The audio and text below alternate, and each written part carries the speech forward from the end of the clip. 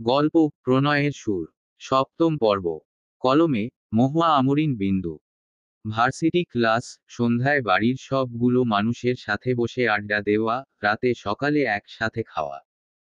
রোজকার এই নিয়মগুলো খুব সাধারণ, তবুও কেমন এক ভালোবাসা মিশে আছে। আজ ভার্সিটি থেকে ফিরতে দেরি হলো নেহা। বৃষ্টির ল্যাবে কাজ করতে করতে দুজনই ভীষণ ক্লান্ত।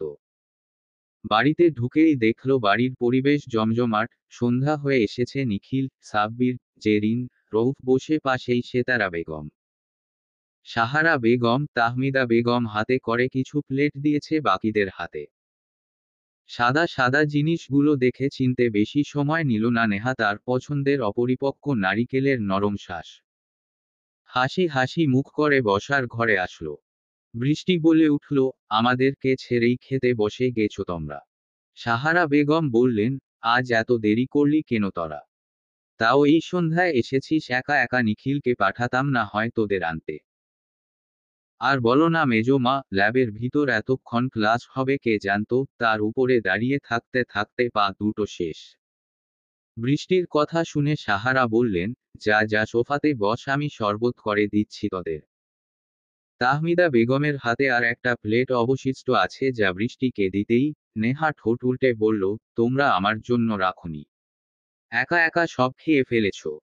কেউ একটুও ভালোবাসো না আমায়? সাব্বির খেতে খেতে বলল, চুপ। নাট্যবাজ যেই না নিজের ভাগ পেল না, তখনই ইমোশনাল কথাবার্তা শুরু। তুই যখন একা একা খাস তখন কি আমাদের কথা মনে রাখিস? নেহা মুখ বাঁকিয়ে বলল, তুমি এটা বলতে পারলা আমাকে? আমি তোমাদের না দিয়ে খাই? লাগবে না তো তোমাদেরটা, তোমরাই খাও।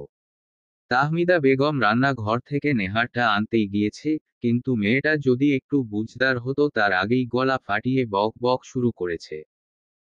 বাড়ি শুদ্ধ লোক জানে এই নরম নারিকেল নেহা আর নিখিলের বেশি পছন্দ। দুনিয়ার সব অমিল থেকেও এই একটা খাবারে এদের মিল। তাহমিদা যখনই সামনে এগিয়ে যাবে, হামিদা বেগম এসে হাত টেনে থামিয়ে দিল। তাহমিদা চোখের ইশারায় জিজ্ঞেস করল কি? হামিদা বেগম বুঝালেন, দেখতে থাক, পরীক্ষা চলছে। তাহমিদা বেগম বিমূঢ় হয়ে চাইলেন। নিখিল তখনও ফোনে ব্যস্ত ছিল। নেহার কথা শেষ হতেই নিজের প্লেটটা নেহার দিকে এগিয়ে দিয়ে বলল, নে খা। নেহা যেন হঠাৎ এমন হওয়ায় অবাক হয়েছে। কতক্ষণ পিট পিট করে তাকিয়ে থেকে বলল, আপনারটা আমাকে কেন দিচ্ছেন? মন চেয়েছে তাই। এখন তুই খা, আমি দেখব। আপনারটা আমি খাবো না। নিখিল চোখ ছোট ছোট করে তাকিয়ে বলল, কেন খাবি না? খেতে বলেছি, খা। শেষের কথাটা ধমকের সুরেই বলল নিখিল। তিন যা তা দেখে মিট মিট করে হাসছে। ছেলে মেয়েদের ভালোবাসা দেখা হয়তো কারো কারো কাছে লজ্জার, অস্বস্তির, তবে কিছু কিছু ক্ষেত্রে এসব দেখেও যেন বাবা মায়েরা খুশি হয়। বুঝতে পারে তাদের ছেলে মেয়েরা একে অন্যের সাথে ভালো আছে, একজন অপরজনের খেয়াল রাখতে জানে। ভালো লাগা, মন্দ লাগা, পছন্দ অপছন্দ সবকিছু জানে বুঝে, নিজেরাই নিজেদের সামলাতে পারে। নেহা হাতে প্লেট নিয়ে খাওয়া শুরু করার আগেই নিখিল হাত চেপে ধরে থামিয়ে দেয়। নেহা তাকিয়ে তার পানে মিন মিন করে বলল, আবার কি হলো? নিখিল একটা ধমক মেরে বলল, সারাদিন কত কত জীবাণু লাগিয়ে এসেছিস হাতে। তার উপর কেমিক্যাল খাওয়ার পর মরার শখ জাগছে তোর। বৃষ্টি মুখে দেওয়ার আগে এক ছুটে গেল বেসিনের সামনে। আল্লাহ, কখন জানি ওকেও ধমক লাগায়। নেহা বিরক্তি নিয়ে বলল, সরুন তো, খাওয়ার ইচ্ছাই নাই আমার। রুমে যাব। নিখিল নিজের হাতে নিয়ে নেহার মুখে দিয়ে বলল, হা কর। কি হলো, কথা কানে যায় না? নেহা মুখ ভেঙচি কাটল, এভাবে ধমক দেওয়ার কি আছে? আজব লোক। নেহা মুখ খুলল অর্ধেক খাওয়া শেষ হতেই। নিখিলের হাত থামিয়ে দিয়ে উঠে পড়ল। দাঁত কেলিয়ে বলল, বাকিটা আপনি খান, দাদি বলেছে ভাগ করে খেলে। সাব্বির কথা টেনে নিয়ে বলল, ভালোবাসা বাড়ে। হুহা করে হেসে দিল সবাই। এতক্ষণ ধরে যে তামসা দেখছিল বুঝতে বাকি রইল না নিখিলের। সাব্বির বলে উঠল, জেরিন মনা, তুমি ওট্টু খাইবা? জেরিন চোখ বড় বড় করে তাকিয়ে বলল, ওরে সুবহান আল্লাহ! কি দরদ মাইরি, এত পীড়িত লাগাইয়া কথা কওয়া কবে শিখছছ? সাব্বির এগিয়ে এসে বলল, নেও নেও বাবু, একটু খাও। জেরিন সরতে সরতে সোফায় শুয়ে পড়ছে, একদম শাসিয়ে বলছে, দেখ দেখ সাব্বির, বেশি ভালো হবে না। এসব আমি খাই না, জানস না? মুখে দিলে কেমন ক্যাচ ক্যাচ করে উঠে। সাব্বির জোর করে জেরিনের মুখের ভিতর দিয়ে মুখ চেপে ধরল হাত দিয়ে যাতে ফেলতে না পারে। পরে শয়তানি হাসি দিয়ে বলল, এবার দেখ কেমন লাগে, তুই আমারে ওই দিন জোর করে পটল ভাজি খাওয়াই ছিলি না, ওইটার শাস্তি। জেরিন সাব্বিরের দিক তাকিয়ে হেসে বলল, আজকেরটা তো খেতে মজা ছিল, এবার বাকিটাও দে, তুই আর খেয়ে কি করবি। জেরিন পুরো প্লেট নিয়ে নিল নিজের হাতে। সাব্বির চেঁচিয়ে বলল, ভাই যে আমারটা দে, ঘোষেটি বেগম বেগম। যে যার কাজে মনোযোগ দিল, কারণ সবাই জানে এরা একবার শুরু হলে সহজে থামবে না। জেরিনের পেছনে পেছনে সাব্বির পুরো বসার ঘরে দৌড়াদৌড়ি করছে। অবশেষে দুজন ক্লান্ত হয়ে বলল, আজকের মতো এখানেই স্থগিত, বাকিটা কাল। সাব্বির সোফায় বসতেই জেরিন গিয়ে সোফার উপরে পা রেখে সাব্বিরের পায়ের উপর মাথা রেখে শুয়ে পড়ল। সাব্বির চেঁচিয়ে উঠে বলল, একটা আস্ত বিল্ডিং ভাইঙ্গা পড়ল গো আমার পায়ের উপর। কিন্তু জেরিনের তাতে কোনো কিছু যায় আসে না, সে তার মোবাইলে গেমস খেলায় মনোযোগ দিল। সেতারা বেগম রুমে গেলেন, নাতি নাতনিদের সাথে সময়টা এই বুড়ো বয়সেও তার মন্দ যাচ্ছে না। কিছুক্ষণ পরেই সাহারা বেগম আসলেন, এখনো বসার ঘরে জেরিন আর সাব্বির। সাহারা বেগম এসে বলল, এই তোদের কি ঘরে জায়গার অভাব পড়েছে, এখানে এভাবে শুয়ে আছিস কেন? সাব্বির বলে উঠল, এক জায়গায় শুয়ে পড়লেই তো হয় মা। জেরিন বলল, মেজমা গেমস খেলছি তো, সোনা মনামা তুমি না ভালো যাও নিজের কাজ করো গিয়ে। সাহারা বেগম আচমকা দুইজনের কান টেনে ধরে বলল, দুইজন কি এখনো ছোট আছিস? বিয়ে করেছিস, জ্ঞান বুদ্ধি কবে হবে তোদের? আহা, মা লাগছে তো। রাতের খাবারের ব্যবস্থা করতেই নিচে আসছিল হামিদা বেগম, দুজনকে কান ধরে রাখতে দেখে বলল, কি করেছে রে মেজো দুইটায়? কি করেনি বলো আপা? যেখানে সেখানে যা তা শুরু করে, বাচ্চা আছে নাকি এখনো এরা, জিজ্ঞেস করো তো। সাব্বির বলল, আচ্ছা আর এমন করব না। এবার ছাড়ো, এত বড় ছেলের কান ধরেছ, তোমার লজ্জা করে না মা? জেরিন বলে উঠল, এই তুই চুপ থাক তো, মেজমা আমি তোমার মেয়ে না, বলো তুমি কত ভালো, আগে আমার কান ছাড়ো। সাহারা দুজনের কান ছেড়ে বলল, আল্লাহ এদের বুঝো দাও, না হয় আমার আর জীবনে দাদি হওয়া হবে না। জেরিন বলল, তা ঠিকই বলেছ মেজমা। তোমার ছেলে তো কোনো মেয়ের দিকে তাকায় না, তাহলেও একটা মেয়ে ধরে আনা যেত। পরে তুমি দাদি হতে পারতে। সাব্বির চোখ বড় বড় করে তাকালো, জেরিনের মুখ চেপে ধরে টেনে নিয়ে যেতে যেতে বলল, মা তুমি যাও রান্না করো, এর কথায় কান দিও না। জেরিন হাত সরিয়ে বলে উঠল, এই শয়তানের নানা, আমার মুখ ধরলি কেন? আমি তো মেজমায়ের কষ্টের কথা ভেবে বলছিলাম। গাধি একটা। নেহা মুখ গুমরা করে বসে আছে। নিখিল একটু পর পর তাকাচ্ছে ওর দিকে।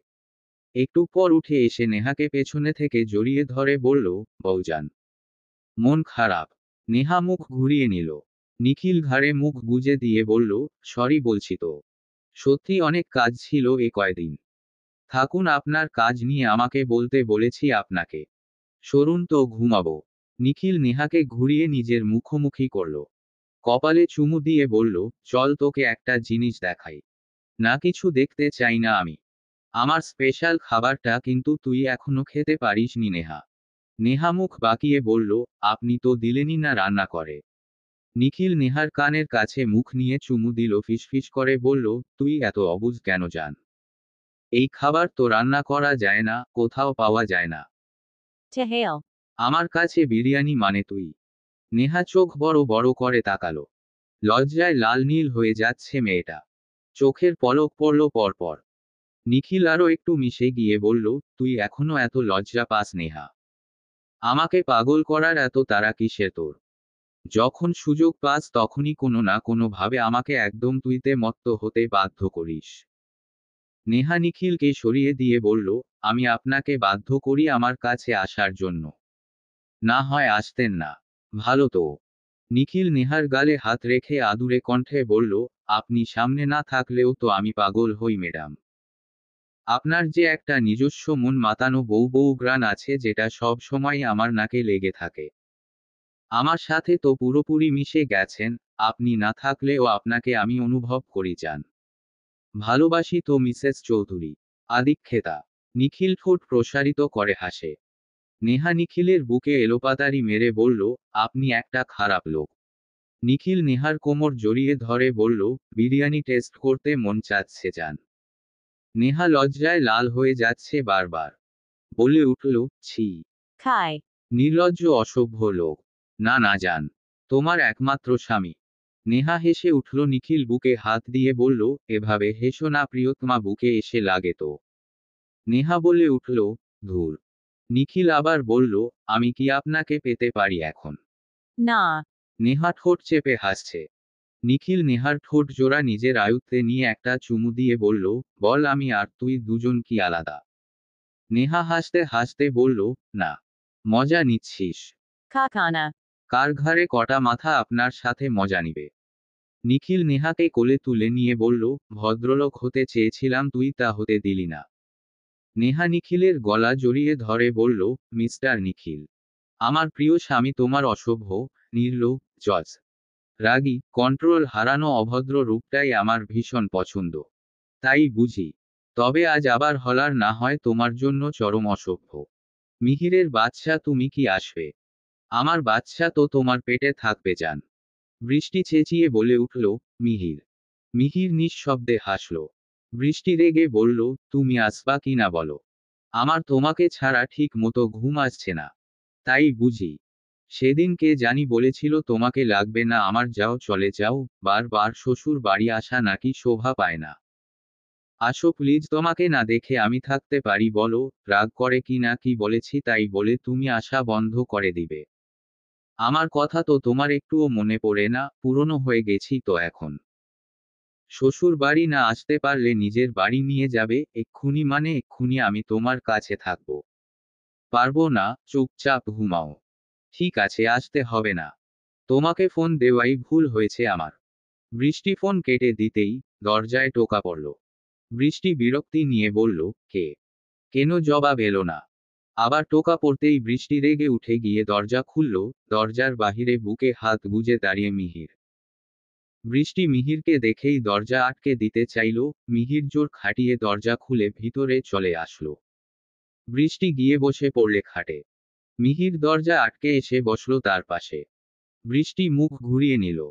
মিহির শক্ত করে জড়িয়ে ধরল। বৃষ্টি কোনো প্রতিক্রিয়া দেখালো না, মিহিরও ছাড়ল না। বেশ কিছুক্ষণ পর বৃষ্টি মিহিরকে জড়িয়ে ধরে কেঁদে ফেলল। মিহির বৃষ্টি মুখ উঁচিয়ে চোখ মুছে দিতে দিতে বলল, এই আমার ব্যক্তিগত মেঘ, তোমার শুধু আমার হৃদয়ে বর্ষণের অধিকার আছে। নিজের চোখের কাজল লেপটে ফেলতে তার ব্যবহার করার পারমিশন কিন্তু আমি দেইনি। নির্দয় লোক, কেন এসেছো এখন? যাও, লাগবে না আমার তোমাকে। সত্যি চলে যাব। তোমাকে খুন করব আমি। মিহির হেসে দিয়ে বলল, খুন হতেই এসেছি ম্যাডাম। আপনার হাতে মরেও শান্তি। ঢং দেখাবা না আমাকে। মিহির বৃষ্টি কপালে অধর ছুঁয়ে দিয়ে বলল, ভালোবাসি ভালোবাসি ভালোবাসি। মিহিরের সব ভালোবাসার মালিক শুধু তার মেঘবালিকা, আর কেউ না। বৃষ্টি মিহিরের গালে একটা চুমু দিল, পর পর আরো কয়েকটা দিয়ে লজ্জায় টুপ করে লুকিয়ে পড়ল মিহিরের বুকে। মিহির শব্দ করে হেসে বলল, অরে আমার লজ্জাবতী লতা। সকালে খাবার টেবিলে বসে আছে সবাই, খাবার প্রায় শেষের পথে। পুরুষরা ছুটে গেছে অফিসের উদ্দেশ্য, কিছুক্ষণ পরই যাবে নেহা, বৃষ্টি, জেরিন, সাব্বির, প্রৌফ।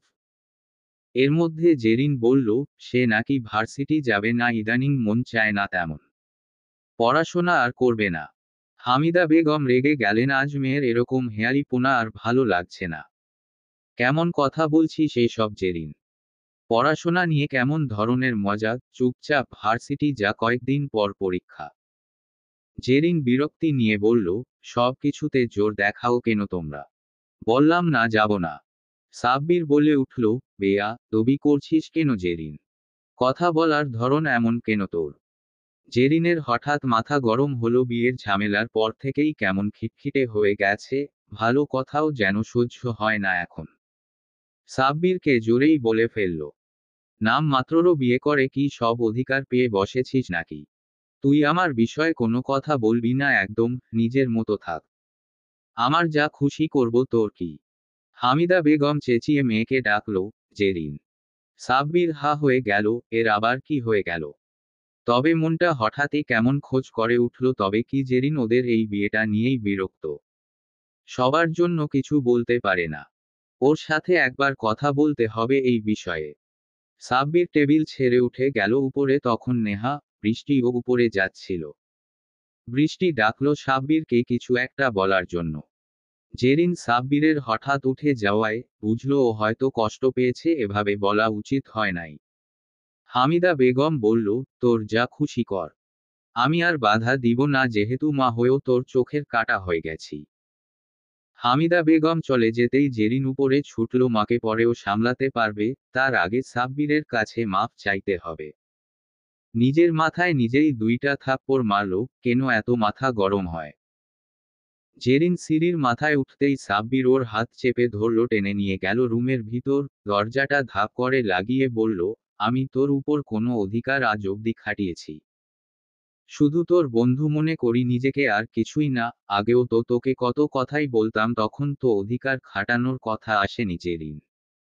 বিয়েটা নাম মাত্র, এর কোনো মূল্য নেই তোর কাছে আমি জানি, এটা নিয়ে বাড়াবাড়িও করিনি আমি, তোকে প্রথমেই বলেছিলাম যেদিন চাইবি সেদিনই মুক্তি পেয়ে যাবি। তোর যদি মন চায় বিয়ে নামক ট্যাগটা না থাকলে তুই বেশি শান্তিতে থাকবি, তো সরাসরি বলতে পারুতি আমায়, এভাবে সবার সামনে এরকম করার কি দরকার ছিল। তোর ব্যাপারে আর কোনো দিন কিছু বলবো না, তুই মুক্তি পেয়ে যাবি। আমি উকিলের সাথে কথা বলবো, একটা উটকো ঝামেলা না রাখাই ভালো। আর আমি কাল বাড়ি ছেড়েও চলে যাব, তোর যেহেতু আমাকে সহ্য করতে সমস্যা হচ্ছে সেহেতু আমাদের দূরে থাকাই ভালো, একসাথে থাকলে তোর বিরক্তির পরিমাণ বাড়বে, বাড়ির লোক এসব দেখে কষ্ট পাবে, তার থেকে ভালো আলাদা থাকা। আমি আসলে ওভাবে বলতে চাইনি, তুই বাড়ি ছেড়ে যাস না প্লিজ। জেরিনের ধরা হাতটা ঝাপটা মেরে ছাড়িয়ে রুম থেকে বের হয়ে গেল সাব্বির। জেরিন অসহায় দৃষ্টিতে তাকালো নিজেকে, প্রশ্ন করল আদৌ কি সে সাব্বির থেকে মুক্তি চায়। ও না থাকলে শান্তিতে থাকবে। জেরিনের বুকের ভিতরটা অদৃশ্য ব্যথায় কুঁকড়ে উঠল, যদি সাব্বির চলে যায় তখন কেন সে জানে না, তবে সাব্বিরকে না দেখলে ভীষণ রকম কষ্ট হবে এটা বুঝতে পারছে। জেরিন ছুটে নিচে চলে যায়, কিন্তু সাব্বিরকে পায় না। ছেলেটা রাগ করে চলে গেল এভাবে। বলুন ইলিয়াস খান। অজ্ঞাত ব্যক্তির কণ্ঠের আগে হিসহেসিয়ে উঠল ইলিয়াস খান, দাঁতে দাঁত চেপে বলল, সাহিল কোথায়? কে তুমি? কেন আটকে রেখেছ আমার ছেলেকে? ভুল করছেন আপনি। সাহলি আপনার ছেলে না, শাহ আলম চৌধুরীর ছেলে, যাকে প্রায় 27 বছর আগে হসপিটাল থেকে চুরি করেছিলেন আপনি। ইলিয়াস খান বিচলিত কণ্ঠে বলল, কে তুমি? এ কথা কি করে জানলে? Hello. ফোনটা কেটে গেল, নিঃশব্দে ঘেমে নিয়ে একাকার হয়ে গেলেন ইলিয়াস খান। এতদিনের ধামাচাপা দিয়ে রাখা সত্যটা এভাবে কে জেনে গেল? আর কিভাবে? কিছুক্ষণ পর আরও একটা মেসেজ আসলো ইলিয়াস খানের মোবাইলে। সত্য কোনো দিন চাপা থাকে না। আর হ্যাঁ, পাপ তার বাপকেও ছাড়ে না।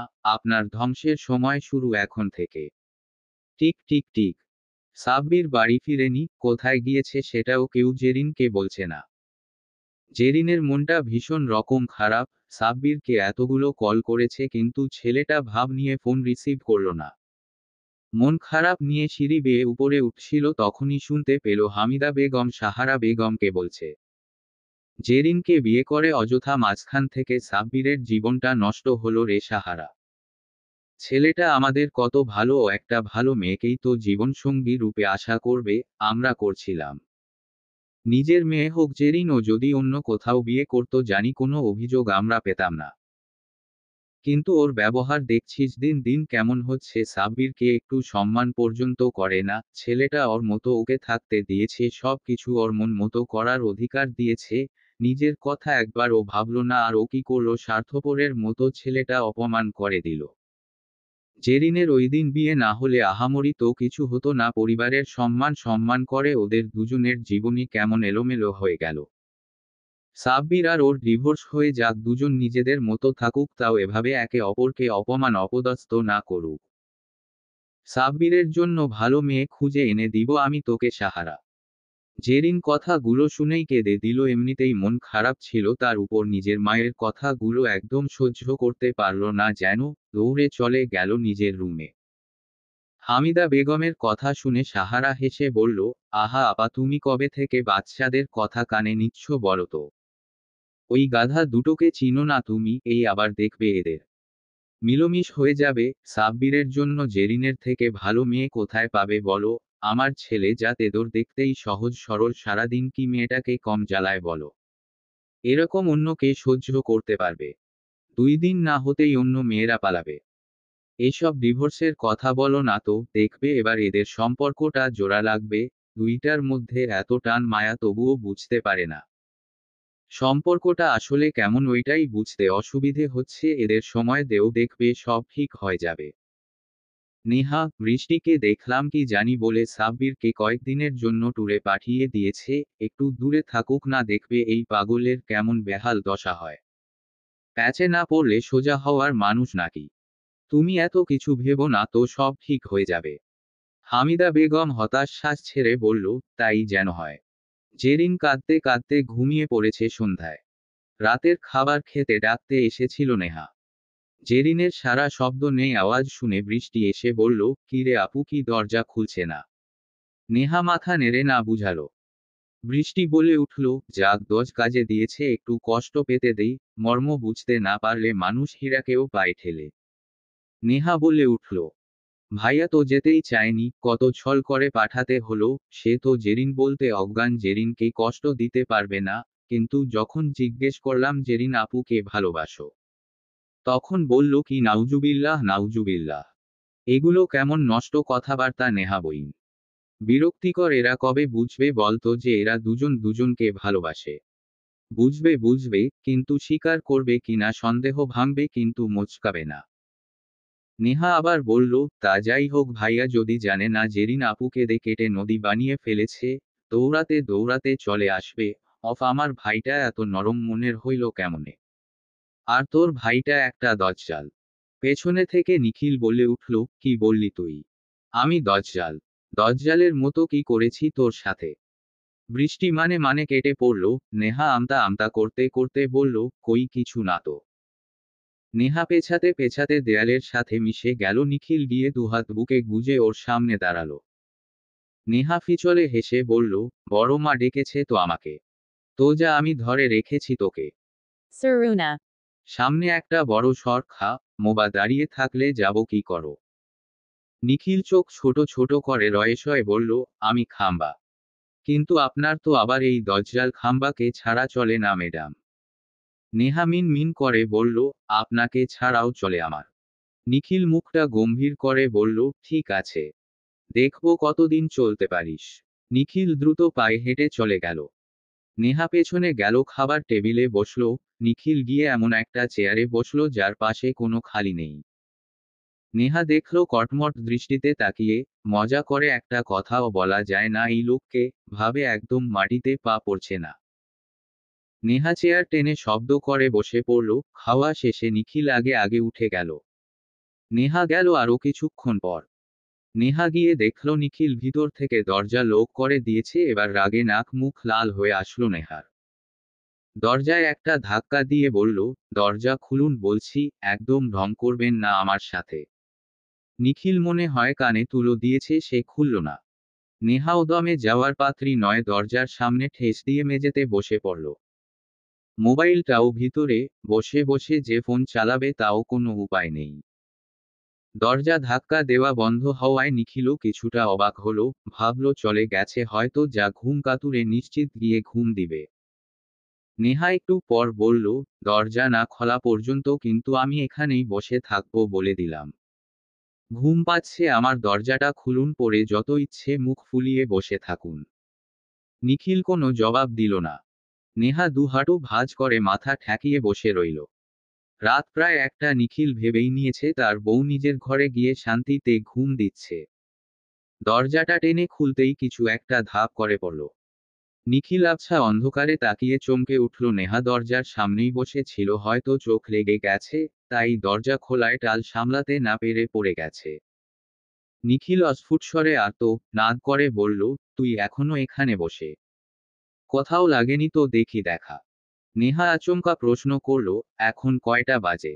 রাত 1টা। নেহা পড়ে যাওয়াতে কনুইতে একটু ব্যথা পেয়েছে, তবুও ওসব তোয়াক্কা না করে উঠে দাঁড়িয়ে বলল, আপনি 3 ঘন্টা আমাকে অপেক্ষা করিয়েছেন, এর শাস্তি স্বরূপ আমি 3 দিন আপনার থেকে দূরে থাকব, তখন দেখব কার কাকে ছাড়া চলে না। নেহার আগে ফুঁসছে, গটগট করে হেঁটে নিজের রুমে চলে যাচ্ছে নেহা। নিখিল তবদা খেয়ে গিয়েছিল নেহার কথা শুনে। যতক্ষণে হুঁশ ফিরল দৌড় লাগালো নেহার পেছনে, মৃদু সুরে বলল, বউ না ভালো, আমার ভুল হয়ে গেছে জান। আর জীবনেও এই ভুল হবে না। আমি তোকে ছাড়া থাকতে পারবো না। আমি মানছি আমার তোকে ছাড়া চলে না। নেহা দরজা আটকে দিবে সেই মুহূর্তে নিখিল হাত দিয়ে দিল দরজার ফাঁকে। নেহা তারপরও দরজা ঠাস করে লাগিয়ে দিল। নিখিল আশব্দ করে উঠল। সাথে সাথে দরজা খুলল নেহা। নিখিল হাত চেপে ধরে দাঁড়িয়ে নেহা তাকে ভিতরে এনে বসালো, কঠিন কণ্ঠে বলল, হাত দেখি। নিখিলের চোখ হাসছে, তার তো কিছু হয়নি, নেহাকে দিয়ে দরজা খোলানোর জন্য এরকমটা করেছে। নিখিল হাত বাড়িয়ে দিতেই নেহা রাগে চোখ গরম করে তাকালো। নিখিল নেহার রাগে কাঁপতে থাকা নাকের ডগায় টোকা মারল। এত আরো তেতে উঠল নেহা।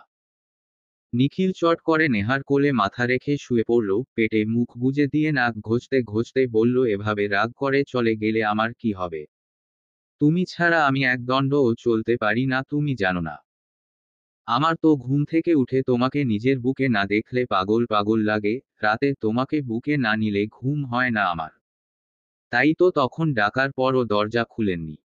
আপনার বুকে ঘুমাই তো, তাই আপনি ইচ্ছে করে দূরে সরিয়ে দেন যাতে আমি কষ্ট পাই, ইচ্ছে করে দুর্বল জায়গায় আঘাত করেন। নিখিল দুহাতে নেহার কোমর জড়িয়ে ধরে, পেটের উপর একটা কামড় বসিয়ে দেয়। নেহা ধাম করে একটা কিল বসায় নিখিলের পিঠের উপর। মুখে বলে, একটা নির্দয় অসভ্য লোক। নিখিল পর পর কয়েকটা চুমু দেয়। নেহা ঠেলে সরাতে চায় নিখিলকে। নিখিল ঘুম জড়ানো কণ্ঠে বলে উঠে, ঘুমাতে দে নেহা। নেহা বিরক্তি নিয়ে বলল, আর আমি কি করব? স্বামী সেবা করো জান। মাথা টিপে দাও, মাথায় হাত বুলিয়ে দাও। Asaya. কিছু করার নেই, সহ্য করতে হবে আমৃত্যু। জেরিন বেচারি ভার্সিটি যাচ্ছে আর ফিরে আসছে, 3 বেলা খেয়ে রুমে বসে থাকছে। নেহা বৃষ্টি বাড়ির কারোর সাথেই কথা বলছে না। জেরিন সাব্বিরকে ফোন দেওয়া বন্ধ করে একটা ছোট মেসেজ দিয়েছে শুধু, কিছু করার নেই, সহ্য করতে হবে আমৃত্যু। জেরিন বেচারি ভার্সিটি যাচ্ছে আর ফিরে আসছে, 3 বেলা খেয়ে রুমে বসে থাকছে। নেহা বৃষ্টি বাড়ির কারোর সাথেই কথা বলছে না। জেরিন সাব্বিরকে ফোন দেওয়া বন্ধ করে একটা ছোট মেসেজ দিয়েছে শুধু, সাব্বির শুধু একবার তুই সামনে আয় আমার, এমন মার মারবো না পড়ে আর কোনো দিন দূরে যাওয়ার সাহস হবে না তোর। আমাকে ছেড়ে যাওয়ার শাস্তি তোকে পেতেই হবে। মেসেজ দেখে সাব্বির কতক্ষণ হেসেছে, তার মানে মহারানী তার কথা একটু হলেও ভাবে। সাব্বির দূরে যাওয়ায় কষ্ট হয়। জেরিনের রাত দিন যেন কাটছে না। সাব্বিরের থেকে এই প্রথম তার এতদিনের দূরত্ব, ছোট থেকে আজ অবধি বেড়াতে গেলেও একসাথে গিয়েছে। সারাদিন ঝগড়া করেছে, কথা বলা বন্ধ করেছে, আবার মিলেও গেছে পরের দিন, কিন্তু এখন সময়টা বিষাক্ত লাগছে জেরিনের কাছে। দম বন্ধ হয়ে আসছে যেন, বাড়ির সবার মাঝেও নিজেকে চরম শূন্য মনে হচ্ছে। পুরো বাড়ি জুড়ে শুধু নিজের আর সাব্বিরের সব পুরনো স্মৃতি ভেসে বেড়াচ্ছে। এই তো সাব্বিরের সাথে তার খাবার টেবিলে খাবার নিয়ে ঝগড়া, সোফায় বসা নিয়ে ঝগড়া। সবচেয়ে বেশি মিস করছে সাব্বিরের কোলে মাথা দিয়ে ঘুমানোটা। ছেলেটা এই কয়েকটা মাসে যেন আরো বেশি নিজের সাথে জড়িয়ে ফেলেছে জেরিনকে। জেরিনের কি যেন হয় কে জানে, কোনো এক অদৃশ্য বাঁধনে এসে সাব্বিরের রুমে ঘুমাতো। ছেলেটার সাথে ঝগড়া না করলে, ওকে না জ্বালাতে পারলে যেন দিনটাকে দিনই মনে হতো না। জেরিন প্রতিদিন কতবার যে মনে মনে বলে, সাব্বির চলে আয় প্লিজ, তোকে না দেখে থাকতে আমার ভীষণ কষ্ট হচ্ছে ইয়ার। কষ্টে বুকের ভেতরটা কেমন খা খা করছে। ছেলেটার কি একবারও মনে পড়ে না তার কথা? এতটাই চোখের কাটা হয়ে গিয়েছিল। একটা কথার এত বড় শাস্তি দিচ্ছে তাকে। অভিমানে টইটম্বুর হলো মন, অশ্রুতে ভিজল চোখের কোণ। জেরিনের এরকম চুপসে যাওয়াটা কারোই নজরে এড়ালো না। হামিদা বেগম কিছু বলতে গিয়েও বলল না। তবে মেয়ের ফোলা চোখ, উদাসীন চাহনি তাকে ভীষণ কষ্ট দিচ্ছে। সাব্বিরটা যে কবে আসবে কে জানে। শহীদুল চৌধুরী হঠাৎ জিজ্ঞেস করল, জেরিন, তোর কি হয়েছে মা? এরকম মন মরা দেখাচ্ছে কেন? সাব্বির কোথায় না বলে কোথায় ঘুরতে গিয়েছে। জেরিন যেন কিছু শুনতাই পায়নি। আবার ডাকাতে জেরিন হকচকিয়ে তাকালো, অস্পষ্ট সুরে বলল, জি ছোট আব্বু। সাব্বির কোথায় তোকে বলে যায়নি? জেরিন কি উত্তর দিবে বুঝে পেল না। কিছুক্ষণ চুপ থেকে বলল, না। কারো বুঝতে বাকি রইল না দুইটার মধ্যে কিছু একটা হয়েছে, তাই একজন এরকম মরার মতো হয়ে আছে, আরেকজন লাপাত্তা। সেতারা বেগম বললেন, জেরিন বইন আমার ঘরে একটু আয় তো। জেরিনের খাওয়া শেষ, সে হাত ধুয়ে পেছনে গেল। জেরিন গিয়ে খাটে বসে পড়ল, সেতারা বেগম কাছে গিয়ে বসে মাথায় হাত রেখে বলল, ঝগড়া করেছিস? জেরিন সেতারা বেগমকে জড়িয়ে ধরে হু হু করে কেঁদে উঠল। দরজার বাহিরেই দাঁড়িয়ে আছে হামিদা বেগম, সাথে নেহা বৃষ্টি। জেরিন হেঁচকি তুলছে আর বলছে, তোমার নাতি কত খারাপ দেখেছো দাদি, একটা বার ফোনও রিসিভ করলো না।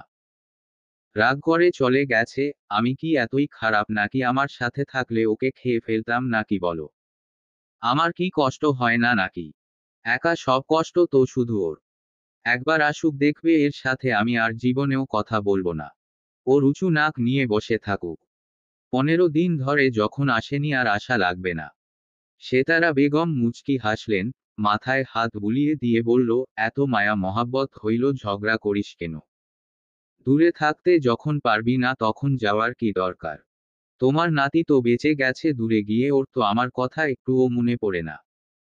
যদি এতই শান্তিতে থাকে আমার মুখ না দেখে, আমিও আর যাব না সামনে। বলেই রুম থেকে বেরিয়ে গেল। বৃষ্টি ফোনের স্ক্রিনে তাকিয়ে বলল, বুঝলে তো ভাইয়া অবস্থা। বেজায় গরম, তোমাকে তান্দুরি চিকেনের মতো রান্না করে ফেললেও আমরা অবাক হব না। সাব্বির বলে উঠল, ঘোষেটি বেগম তো আমাকে হুমকিমূলক মেসেজও পাঠিয়েছে। ভালো করেছে তুমি না আসলে সেখানে বসে থাকো, তোমাকে বললাম 7 দিন আর তুমি তো এক কাঠি উপরে 15 দিন ধরে হাওয়া খাচ্ছ। তুই বুঝবি না। বলে ফোন কেটে দিল। সেদিন আর ভার্সিটি গেল না জেরিন, মন মেজাজ কার বিক্ষিপ্ত। অফিসে গুরুত্বপূর্ণ কাজ করছে নিখিল, তার মধ্যে বিদেশি নাম্বার থেকে কল আসতেই চমকে উঠল, রিসিভ করে কানে তুলতেই অপাশ থেকে বিচলিত কণ্ঠে কেউ বলল, নিখিলকে জানি, সাহিলকে ভুল ঔষধ দিয়েছে। সে এখন পুরোপুরি কোমা, চলে গেছে। কতদিনে জ্ঞান ফিরবে তা জানাতে পারেনি ডক্টর। এবার কি হবে? নিখিল হাত মুষ্টিবদ্ধ করে বলল, ইলিয়াস খান কি করে জানলো সাহিল ওখানে আছে? তুই ওকে বাসায় শিফট করা সিকিউরিটি দিবি, কাক পক্ষীও যেন সাহিলের খবর না জানে। বাড়িতেই নার্স ডক্টর সব কিছুর ব্যবস্থা কর, ওর ঠিক হতে যত দিনই লাগুক, ওকে সুস্থ চাই আমার। Oak. নেহা, বৃষ্টি, জেরিন আজ একসাথে এসেছে। জেরিনের মন খারাপ তাই ওরাও এসেছে সাথে, বাহানা দিয়েছে জেরিনের ভার্সিটি ঘুরে দেখবে। জেরিন বাধ্য হয়ে ওদেরকে ঘুরিয়ে দেখালো। পরে ক্লাস করতে চলে গেল। বৃষ্টি, নেহা রিকশা ডেকে উঠে পড়ল, দুজন মিলে বলছে, একটু বাড়াবাড়ি হয়ে গেল না তো আবার? কাছে আসার বদলে যদি দুজন আরো দূরে চলে যায় তখন? ভার্সিটি শেষ করেছে দেরিতে আজ, তপ্ত দুপুর বিকেল নামলো বলে। রাস্তার ধারে ফুটপাত হাঁটছে জেরিন। হাঁটছে, যদি রিকশা পায় তো নিবে। হঠাৎ কোথা থেকে সেই পরিচিত কণ্ঠ ভেসে আসলো। চশমা ঠেলে লোকটি এগিয়ে আসলো সামনে। রাস্তাটা শুনশান। লোকটির নামের মতো আজ রাস্তাটাও কেমন নীরবতায় ছেয়ে আছে। অদৃশ্য ভয়েরা ভর করল জেরিনকে। কি করবে বুঝতে পারল না। দৌড়ে কি পালিয়ে যাওয়া উচিত তার এখন, নাকি লোকটার কথা শোনা উচিত? ততক্ষণে নীরব সামনে এসে একটা হাসি দিল। জেরিনের মন তিক্ততায় বিষিয়ে উঠল। একটা নিকৃষ্ট ছাড়া অন্য কিছুই মনে হলো না তাকে এই মুহূর্তে। নীরব হেসে বলল, কেমন আছো জেরিন? জেরিনের ভয় কাঁপছে, নার্ভাস নেস যেন বেড়েই চলেছে। মাথা ঘুরছে তার, এই খারাপ লোকটার সামনা এভাবে করতে হবে বুঝতেই পারেনি। আত্মীয়দের কূট উক্তি, বাজে কথা, অপমানগুলো যেন কানে বাজছে। সেদিনও এতটা বিচলিত হয়নি জেরিন।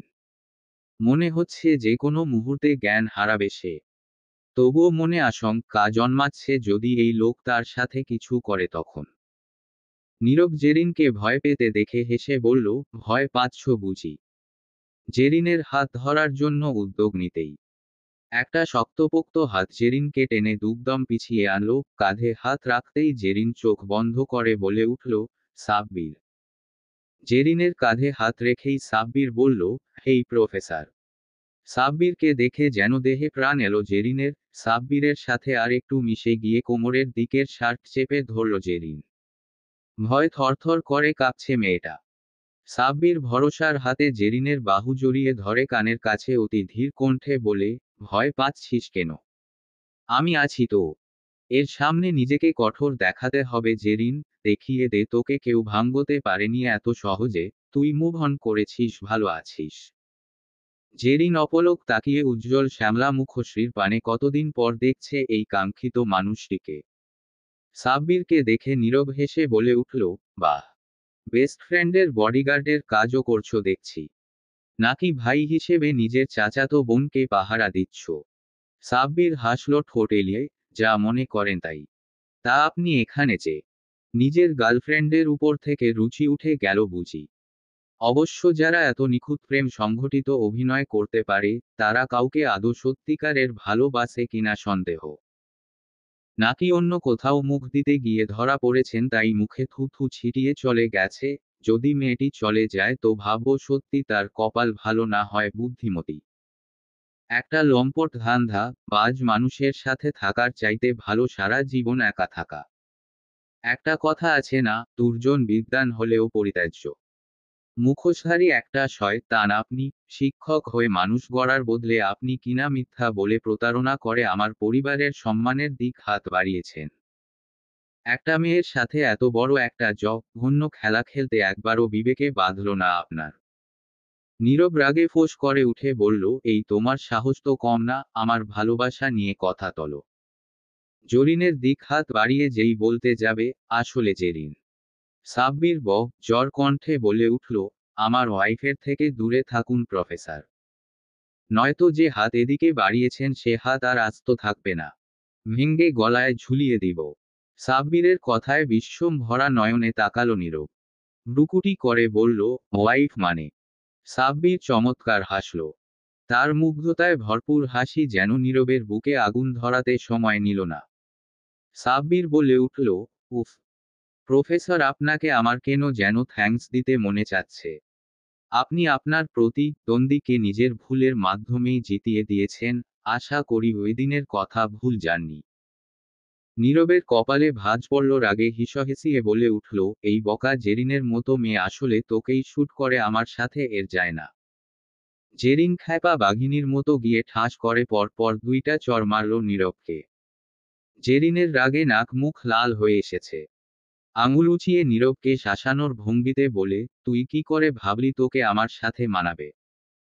একটা থার্ড ক্লাস নিচু মনমানসিকতার মানুষ, নর্দমার কীট তোর থেকে ভালো। আমার তো ভাবতেও ঘৃণা হচ্ছে তোর মতো মানুষের নাম আমার নামের সাথে কখনো জড়িয়েছিল।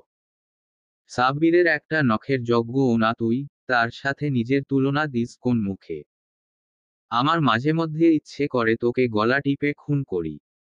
আমাকে বিনা কারণে এত এত কটু কথা শুনতে হয়েছে তোর কারণে। একটা মেয়ের সম্মান হানি করেছিস তুই। আমার প্রতিটা দীর্ঘশ্বাস তোর পরবর্তী জীবনের সব সুখ শান্তি কেড়ে নিবে। আমি চাইলেই শাস্তি দিতে পারতাম, কিন্তু আমি পচা ডোবাতে আরেকবার হাত ডুবাতে চাইনি, তাই চুপ ছিলাম। মেয়েদের দুর্বল মনে করাটা বোকামি, তারা সময়ে প্রয়োজনে নিজের জন্য লড়তেও পারে। তোর পাপের ফল তুই বেঁচে থাকতে না পেলেও মরার পর হলেও পাবি, তা নিয়ে কোনো সন্দেহ নেই আমার। আমি আমার জীবন নিয়ে অনেক ভালো আছি, সুখে আছি, শান্তিতে আছি। এরপর কোনো দিন যদি তুই আমার সামনে আসিস তো বেশি ভালো হবে না। সাব্বির বলে উঠল, তার মানে প্রফেসর আপনি নিজেও স্বীকার করেন জেরিনকে আমার সাথেই বেশি মানায়? মানে আপনি নিজেই বললেন আপনার থেকে বেশি যোগ্য আমি। Hiya. শত্রুর মুখে নিজের প্রশংসা মোটেও মন্দ লাগেনি শুনতে। নীরব যেন রাগে ফেটে পড়ছে, এই মেয়েটা তাকে এভাবে অপমান করল। সাব্বিরের এরকম ঠান্ডা মেজাজে কথা বলা, সূক্ষ্মভাবে অপমানটা যেন আরো বেশি জ্বালাচ্ছে নীরবকে। নীরব হঠাৎ বলে উঠল, তাই বুঝি জেরিন। তুমি যদি এতই নিজেকে নিয়ে ভালো থাকো তো এখনো আমার দেওয়া চিহ্ন বয়ে বেড়াচ্ছ কেন? জেরিন কিছুই বুঝল না, হতবাক চোখে চেয়ে আছে। তা দেখে যেন নীরব মজা পেল, সে জেরিনের হাতের দিক ইশারা করে বলল, আমার দেওয়া রিংটা এখনো পরে আছো যে? এখনো ভালোবাসো আমায়? নীরবের মুখে ভালোবাসার কথা শুনে রাগে ঘৃণায় গাড়িরি করে উঠল জেরিনের। এই ছেলেটিকে একদমই চোখের সামনে আর সহ্য হচ্ছে না তার। তবে এই বোকামিটা কি করে করল জেরিন? আংটিটা খুলতে ভুলে গেছে এতদিনে, একবারও নজরে পড়েনি তার, নিজেকে কষি এ এক চড় মারতে চাইল এখন। জেরিন করুণ চোখে তাকালো সাব্বিরের দিকে, কিন্তু ছেলেটার মাঝে কোনো ভাবান্তর নেই। নীরব আবার বলল, কি মিস্টার সাব্বির, তোমার একমাত্র বউ তো দেখছি তোমার শত্রু। রো দেওয়া রিং হাতে নিয়ে ঘুরছে, এতে তোমার লাগছে না বুঝি? সাব্বির পকেটে এক হাত রেখে অপর হাতে জেরিনের হাত টেনে ধরল, আংটিটার দিক তাকিয়ে বলে উঠল, সাব্বির জায়ান চৌধুরীর বউয়ের হাতে শুধু তার স্বামীর দেওয়া অলংকারই শোভা পায়। যা এখনো পাচ্ছে, কোনো ফালতু মানুষের চিহ্ন অন্তত আমার জেরিন বয় বেড়ায় না। আপনি তো চশমা পরেও চোখে কম দেখেন প্রফেসর। সাব্বির জেরিনের হাত থেকে আংটিটা খুলে নীরবের হাতে দিয়ে বলল, দেখুন প্রফেসর, ভালো করে দেখুন, এটা শুধু একটা সামান্য আংটি না। এটার মাধ্যমে আমি নিজেকে সঁপে দিয়েছি জেরিনের কাছে, নিজের নামে আবদ্ধ করে নিয়েছি জেরিনের অনামিকা আঙুলের ভাঁজে লুকিয়ে থাকা অসীম অধিকারবোধকে। সাব্বির হেসে বলল, কি হলো প্রফেসর, মুখটা চুপসে গেল কেন? দেখুন ভালো করে, ওই আংটির মাঝে আপনার কোনো চিহ্নও নেই, যা আছে পুরোটাই আমার নাম, আমার আধিপত্য। হকচকিয়ে তাকালো জেরিন, এই রিংটা সাব্বির কবে দিল? সে তো কিছু জানেই না। সাব্বির আংটিটা নিয়ে জেরিনের হাতটা নিজের হাতের ভাঁজে নিল, আলতো হাতে আংটিটা পরিয়ে দিল আবার জেরিনের অনামিকায়। পরপর শুধু অবাকই হচ্ছে জেরিন, কি থেকে কি হচ্ছে। নীরবের মুখ অপমানে থমথমে হলো, সে প্রস্থান করতে পা বাড়ালো সেখান থেকে। সাব্বির পেছনে থেকে বলল, আবার যদি জেরিনের আশেপাশে দেখি তো বাঁচা মুশকিল করে দিব তোর কানা কোনখানের। জেরিনের এবার হাসি পেয়ে গেল। মৃদু হেসেও ফেলল সাব্বির, তা দেখেও কিছু বলল না। হাতের ইশারায় একটা রিকশা থামিয়ে রাশভারী কণ্ঠে বলল, উঠো। জেরিন উঠে বসতেই সাব্বির চলে গেল। জেরিন বলে উঠল, তুই যাবি না সাব্বির? সাব্বির পেছনে ফিরেও তাকালো না, রিকশা ছেড়ে দিল চালক। জেরিন তাকিয়ে পিছনের রাস্তায় ছেলেটি এভাবে চলে গেল। এত কিসের রাগ সাব্বিরের জেরিনের উপর? বাড়ির কাজটায় আসতেই জেরিন মোবাইল বের করে নেহাকে কল দিল। নেহা ফোন রিসিভ করতেই বলে উঠল, নেহা, সাব্বির কি বাড়ি ফিরেছে? নেহা তখনই দেখল সদর দরজা দিয়ে সাব্বির আসছে। সাব্বির ইশারায় নেহাকে বলতে বলল যাতে জেরিনকে বলে সে আসেনি। নেহা তাই করল। যা শুনে জেরিন ওহ বলে ফোন কেটে দিল। নিজ মনেই ভাবতে থাকলো, তবে কি একটু আগে সাব্বিরের সাথে দেখা হওয়াটা সবটাই ভুল ভ্রম? কিন্তু কি করে হতে পারে, একটা জলজ্যান্ত মানুষ কি করে মিথ্যা হতে পারে? ততক্ষণে বাড়ির গেইটে রিকশা থামলো, ভাড়া মিটিয়ে ভিতরে ঢুকলো জেরিন।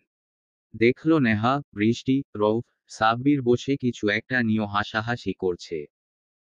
জেরিন যেন ধপ করে জ্বলে উঠল। এতদিন দূরে থেকে তাকে কষ্ট দিয়ে ছেলেটার মাঝে কোনো ভাবান্তর নেই।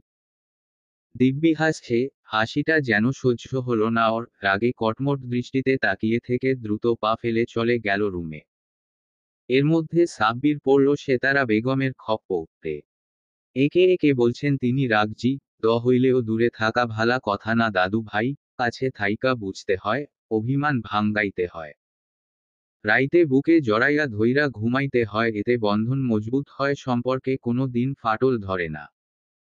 সাব্বির চোখ বড় বড় করে তাকালো, জেরিনকে কিনা সে বুকে জড়িয়ে ধরে ঘুমাবে।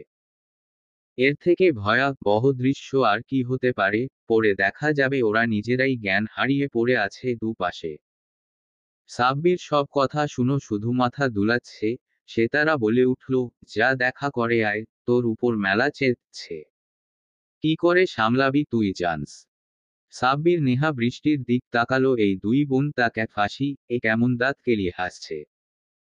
জেরিন সত্যি সত্যি এবার না তার কি মা বানিয়ে ফেলে। সাব্বির রুমে গেল, জেরিন নেই। জেরিনের রুমের ভিতরেও খুঁজে এলো, মেয়েটা নেই। সাব্বির হতাশ হয়ে নিজের ঘরে গেল, ভাবল হাত পা ছড়িয়ে শুয়ে পড়বে। ঠিক তখনই বারান্দা থেকে জেরিন বেরিয়ে আসলো। দুহাত বুকে গুজে দাঁড়িয়ে সে। সাব্বির বুঝল জেরিন তাকে এবার আচ্ছা মতো দিবে। সাব্বির আমতা আমতা করে বলল, দেখ জেরিন, আমার আসলে। কথা বলা শেষ করার আগেই আকস্মিক কাণ্ডে থতমত খেয়ে গেল সাব্বির। জেরিন এসে শক্ত করে জড়িয়ে ধরেছে তাকে। সাব্বির যে নিজেকে ছাড়াবে সেটাও যেন ভাবতে ভুলে গেছে। হৃদযন্ত্রটা কোলাহল করে কিছু একটার জানান দিচ্ছে, যা ঠাহর করতে অপরাগ সাব্বির। জেরিনের কান্নার শব্দে বিচলিত হলো সাব্বির। জেরিনকে ছাড়িয়ে মুখটা নিজের দুহাতের মধ্যে নিল, চোখের পানি মুছে দিয়ে আদুরে কণ্ঠে জিজ্ঞেস করল, কাঁদছিস কেন বোকা? জেরিন ফুপিয়ে কেঁদে উঠল, আবার অগোছালো ভাবে সাব্বিরকে জড়িয়ে ধরল। পিঠের দিকের শার্ট কিছুটা আঁকড়ে ধরে কান্না মিশ্রিত কণ্ঠে বলল, আমাকে ছেড়ে কেন চলে গিয়েছিলি তুই? আর ছেড়ে যাস না প্লিজ। আমি সরি, আর কখনো ওরকম ভাবে কথা বলবো না। আমি তোকে ছাড়া থাকতে পারবো না, অনেক কষ্ট হয় আমার। জানি তুই আমাকে ছাড়া থাকতে পারবি, কিন্তু আমি পারবো না। সাব্বির হাসছে, তারপর দাঁত দিয়ে ঠোঁট কামড়ে ধরে বলল, তুই যেহেতু ভাবিস আমি তোকে ছাড়া থাকতে পারবো, তাহলে তো আমারও উচিত এটাই মনে করা। যেহেতু তোকে ছাড়া থাকতে পারবো, তাহলে এখানে থাকবই বা কেন? জেরিনের ঝটপট জবাব, আমি বলেছি তাই থাকবি তুই। সাব্বির জেরিনের থেকে দূরে সরে দাঁড়ায়। মুখ ঘুরিয়ে নেওয়ায় জেরিন কষ্ট পেল, মনের কোণে অভিমানেরা শক্তপোক্ত ভাবে জায়গা করে নিল। জেরিন ভেবেই নিয়েছে সাব্বির চায় তার থেকে দূরে থাকতে। জেরিন হয়তো বেশিই বিরক্ত করছে। নিজ মনে নানাবিধ প্রশ্ন উঠিয়ে নিল জেরিন। নিজের মায়ের কথাগুলো এখন মনে পড়ছে তার, সে হয়তো সত্যি সাব্বিরের যোগ্য নয়। যদি সাব্বির দূরে থেকেই বেশি ভালো থাকে তো জেরিনও আর তাকে বিরক্ত করবে না। থাকুক নিজের মতো। জেরিন নিঃশব্দে বেরিয়ে চলে যায় রুম থেকে। জেরিনের কোনো সাড়া শব্দ না পেয়ে পেছনে ফিরে সাব্বির, কি হলো মেয়েটা, কি চলে গেল? এর মতো ডাকাত মহিলা কিছুই বলল না, উল্টো কেঁদে দিল। ব্যাপারটা ভাবাচ্ছে সাব্বিরকে। জেরিন আবার উল্টো রাগ করে বসে, নেই তো। কিন্তু জেরিন তো এমন মেয়ে না, সাব্বির কিছু করবে আর ওই মেয়ে তাকে আস্ত রাখবে, কিছুই করবে না, এটা সত্যি অবিশ্বাস্য। রাতে খাবার টেবিলে সবাই উপস্থিত। সাব্বির এতদিন কোথায় ছিল এটা নিয়ে প্রশ্ন করল না কেউ। এমন ভাব সবাই জানে সাব্বির কোথায় ছিল। জেরিন সেই আগের মতোই নিশ্চুপ ভঙ্গিতে খাচ্ছে। সাব্বির আসার পরও একবারের জন্যও তাদের কোনো ঝগড়া না হওয়ায় বাড়ির লোক উল্টো চিন্তিত। কিন্তু সবার খুশি হওয়ার কথা ছিল। মানুষ কিছু একটা দেখে অভ্যস্ত হয়ে গেলে তার বিপরীত জিনিসগুলো সহজে মেনে নিতে পারে না। খাবার টেবিলে একটুর জন্য হলেও আজ কোনো রকম ঝামেলা হয়নি। সেতারা বেগম ভাবলেন হয়তো দুটোর আক্কেল হয়েছে, ভালো করে থাকলেই হয় এবার। খাওয়া শেষে যে যার রুমে চলে গেল। থেকে গেল নেহা, জেরিন, দুজন হাতে হাতে সাহায্য করে দিল বড়দের। নেহা মাঝে মধ্যেই সাহায্য করে। আজ জেরিনকে দেখে হামিদা বেগম অবাক হলেও কিছু বললেন না। মেয়েটা কেমন চুপচাপ হয়ে গেছে হঠাৎ, কি এমন হলো কে জানে। জিজ্ঞেস করলে দেখা যাবে উল্টো রাগ দেখাচ্ছে, তাই তিনিও তেমন ঘাটলেন না। রাতে সাব্বির ভেবেছে ঘোষেটি বেগম নিশ্চিত এসে হাজির হবে। এটার শান্ত থাকা মানে তীব্র ঝড়ের পূর্বাভাস। কিন্তু মেয়েটা আসলো না। জেরিন বিরক্ত হয়ে বসে আছে বারান্দায়, কেমন যেন এক বিদ্ঘুটে অনুভূতিতে তলিয়ে যাচ্ছে তার মন।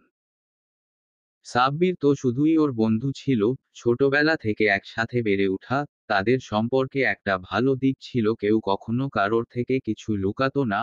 স্বচ্ছ পানির মতো ছিল একজন অন্যজনের কাছে, যেখানে তাকালেই ভিতরের সবকিছু স্পষ্ট দেখা যায়। অনেক সময় এমনও হয়েছে কিছু না বলতেও সাব্বির বুঝে যেত জেরিন কি বলতে চায়।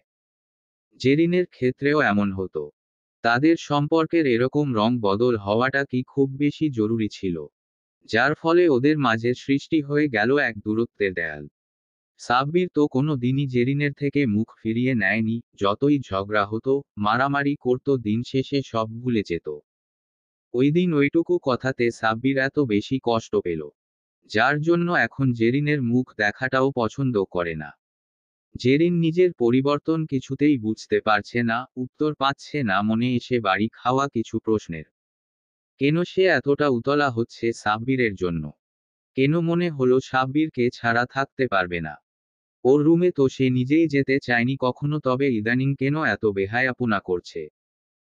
সাব্বিরের সব বিষয়ে নাক গলানোটা ওর অপছন্দ হবে, এই সাধারণ জ্ঞানটুকু কেন নেই জেরিনের মাথায়? কিসের জন্য, কোন অধিকারে এত কিছু করছিল? আগের তুলনায় একটু বেশি বাড়াবাড়ি করে ফেলল না তো জেরিন? সাব্বিরের জন্য কি অন্য কোনো অনুভূতি জন্মালো মনে? কিন্তু এটা কিভাবে হতে পারে? সাব্বির তো বলেছে বিয়েটা শুধুই কাগজে কলমে, লোক দেখানো। ওদের সম্পর্কটা থাকবে আগের মতোই। তবে জেরিন কেন বাড়াবাড়ি করবে?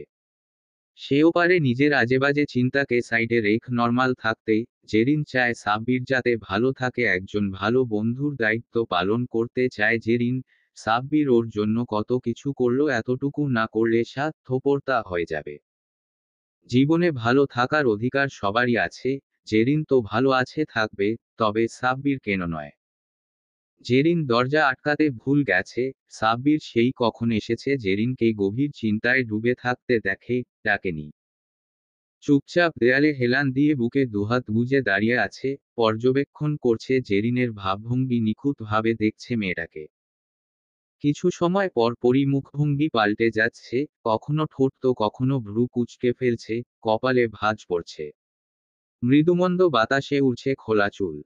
চেয়ারে বসে রেলিংয়ে পা দিয়ে এক দৃষ্টিতে তাকিয়ে আছে আকাশের দিকে। সাব্বির থমথমে কণ্ঠে বলে উঠল, কি এমন ভাবছিস? মনে হচ্ছে দুনিয়ার সব মানুষের চিন্তা তুই একাই করে ফেলবি আজ।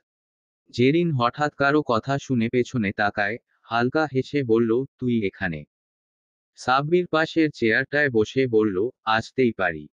তোর কি হয়েছে, হঠাৎ এত চুপচাপ আছিস? কেউ কিছু বলেছে?